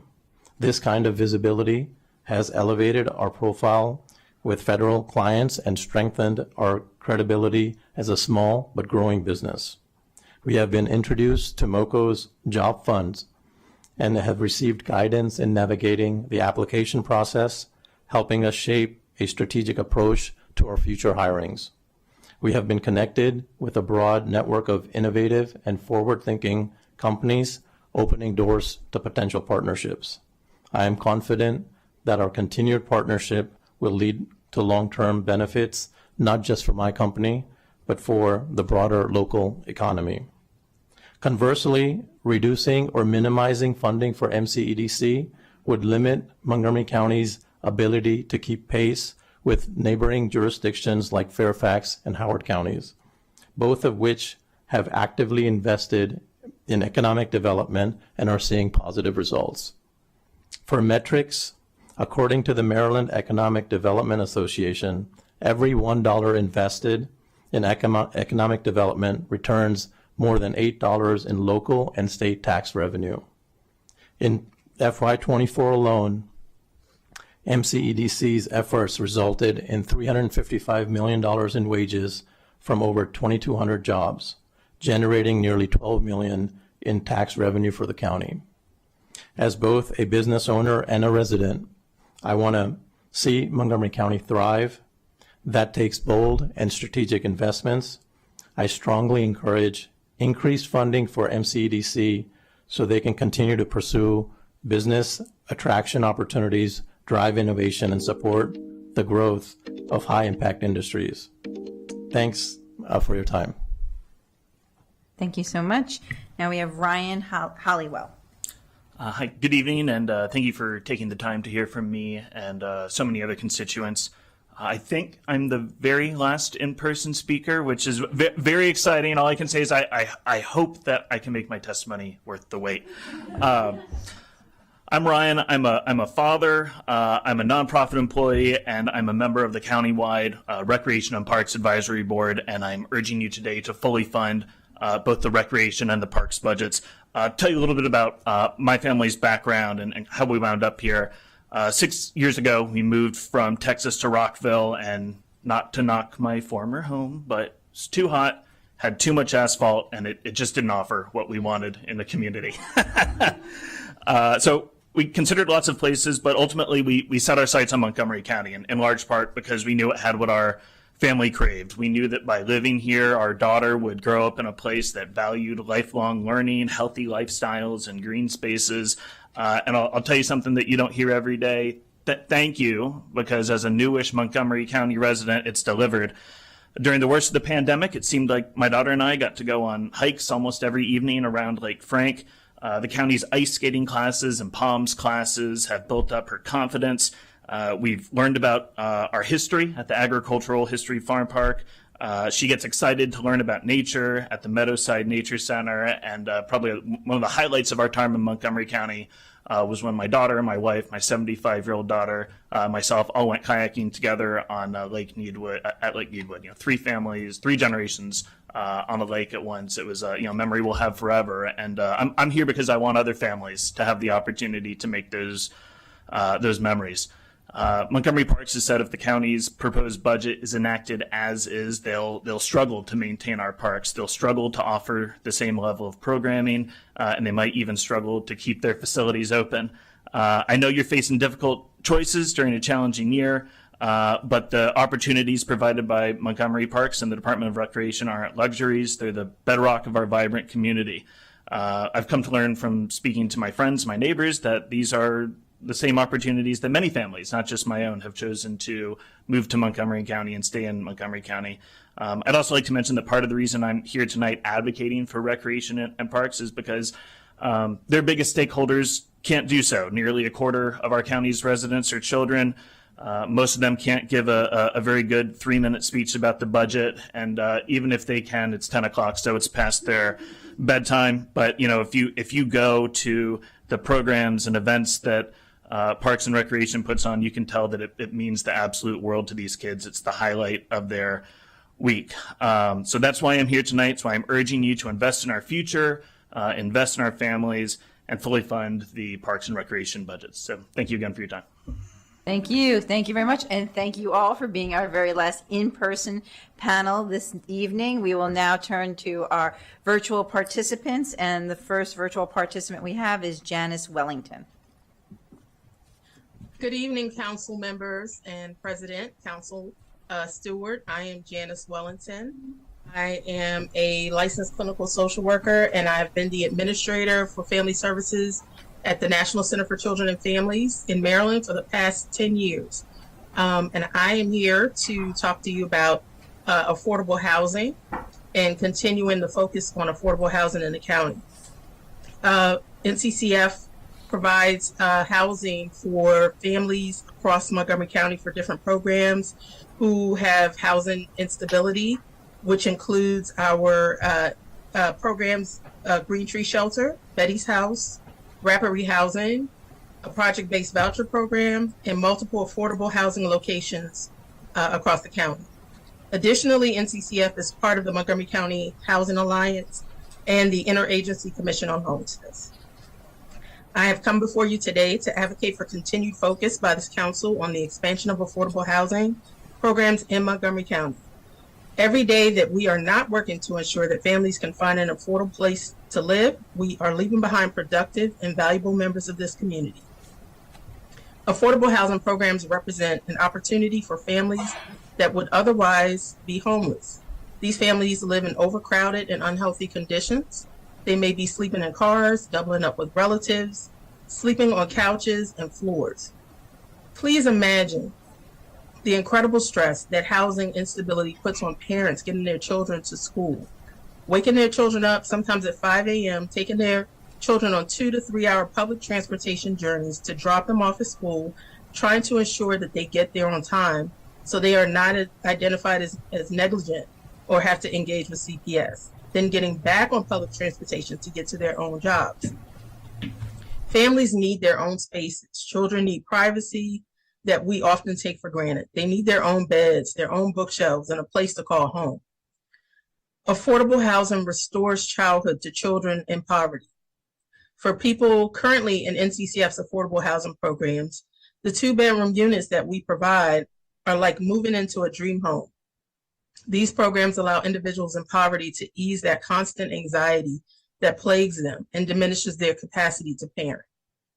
We all know how expensive it is to live in this county. The average rent is between $1,900 to $2,000 for a 2-bedroom place. And in Bethesda, that jumps up to about $3,200 or more. The area median income here is $154,700, but the majority of the people in our programs work 2 to 3 jobs and earn between $45,000 and $50,000 annually. Now tack on childcare, groceries, gas, car insurance, and there's no way that these families can survive. I implore you tonight to stay focused on these families and to find ways to expand affordable housing throughout Montgomery County. We need more buildings and more units dedicated to 30 to 80% of the AMI. Every town in this county needs to provide opportunities for affordable living. I urge you to build a community that does not exclude people. Thank you for your time. Thank you very much. Next, we have Erica Evans. Good evening, everyone. My name is Erica Evans, and I'm grateful for this opportunity to represent the distinguished support staff of MCPS and SEIU Local 500. I've had the privilege to serve students as a paraeducator for the past 12 years and currently work at Cabin Branch Elementary School. If you're ever looking for a stellar example of a devoted staff who show up every day with high expectations for themselves and their students, and they give their students the tools and strategies they need to meet and exceed those expectations, you should stop by for a visit to see what excellence in action looks like and feels like. We all recognize the council is tasked to make difficult financial decisions in one of the most difficult times we've faced in the state and in the country. Here is the moment, your moment, when you can ascend above the noise and say, here in Montgomery County, we have a different vision and will make the choice to elevate the students, staff, families, and communities that need us most right now. Imagine all of us at the same kitchen table. We would agree that the best and brightest pathway to ensure the future we envision for ourselves and our communities is through our children. We would agree that there are countless opportunities for us to improve academic and social emotional outcomes for them. However, it is impossible to consider the implications if MCPS is tasked to accomplish great things with less resources than what we've asked the council to fully fund. Dr. Taylor collaborated with the community to develop this broccoli budget. He's definitely not, it's definitely not the one we want. However, it is the budget our community developed collaboratively to meet this moment. Therefore, our broccoli budget should be received as the leanest, healthiest option we could have delivered given the times we are facing. I would be remiss if I didn't highlight what this budget means for my colleagues who serve as paraeducators. This is finally the budget that says to us, I see you and I recognize the work MCPS needs to do to elevate the role paraeducator serves for our children. As you heard from my colleagues this evening, being a paraeducator is hard work. It's physical, it's emotional, and we stay because we see our presence positively impacting these students and the environments that we served. They need us and we need you to recognize our efforts. This budget solidifies the potential for wages that are commensurate with the quality and quantity of the work we do each day. It increases paraeducator staffing and moves TPT employees to full-time, which makes them eligible to receive vital benefits such as health care for their families. Yes, you have heard nothing but ask this evening. We've all come with our hat in our hand, asking for your support of our priorities. Because you agree that our children are worthy of our prioritization, you must agree to fully fund the MCPS budget. And for this agreement, the future is grateful. Thank you. Thank you. Next, we have Rashida Patterson.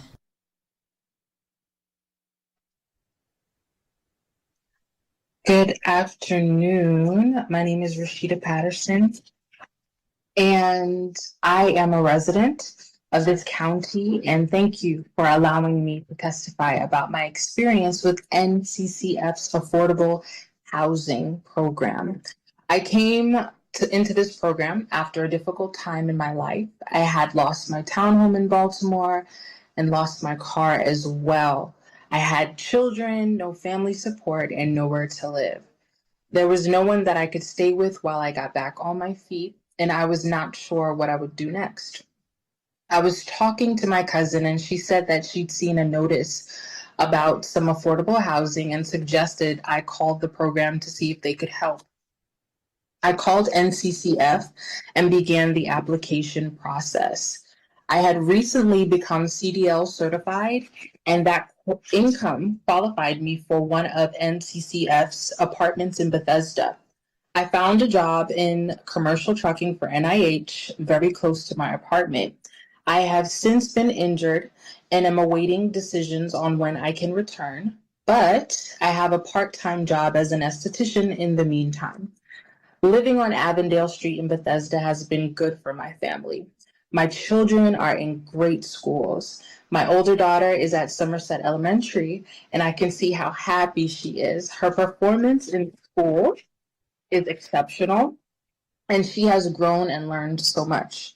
My younger daughter is in the pre-K program at Rosemary Hills in Silver Spring and flourishing.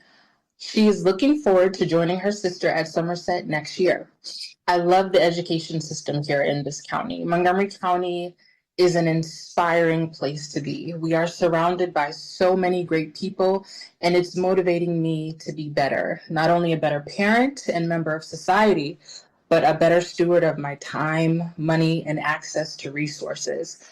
Life has happened and things did not go as planned, but we are surrounded by opportunities now, and I am happy to have my children see a new future for themselves because of where we live. So thank you, NCCF, and thank you, Council, for allowing me to testify. Have a great night. Thank you very much. Next, we have Layla Finucane. Good evening, Council President Stewart, and members of the Council. My name is Layla Finucane, and I've served as President and CEO of Victory Housing since 2017.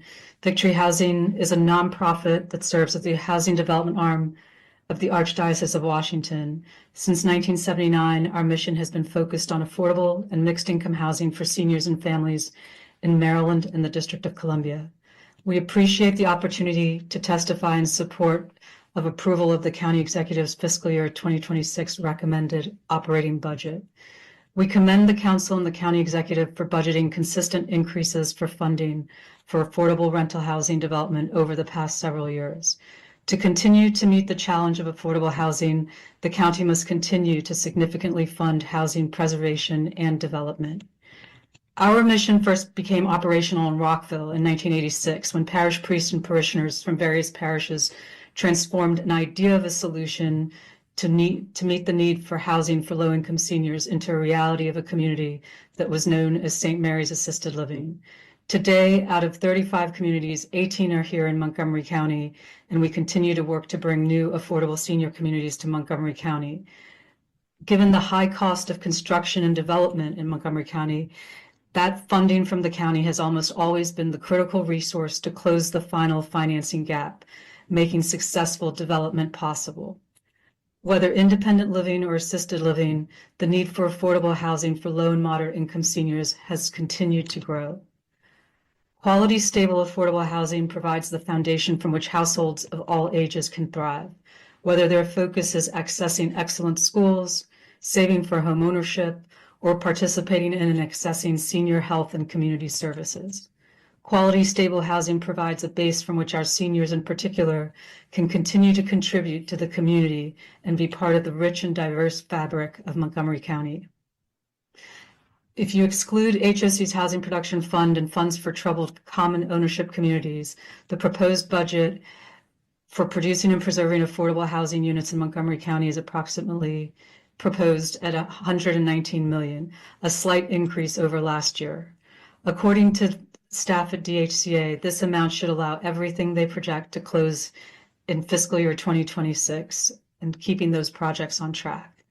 To ensure certainty around planning future opportunities and development, it is imperative that this funding be approved and not decreased. Especially in this climate of federal uncertainty, it is important to keep existing successful county tools to address affordable housing funded. Victory Housing strongly supports the proposed increase in funding. Before I conclude, I want to join my fellow service providers and housers in applauding the county staff and also the county council's commitment and innovation around affordable housing. I hope that you will continue to prioritize affordable housing, particularly for our seniors. Thank you for your time. Thank you very much. Our last person to testify tonight is Mary Renderos. Mary, you're muted.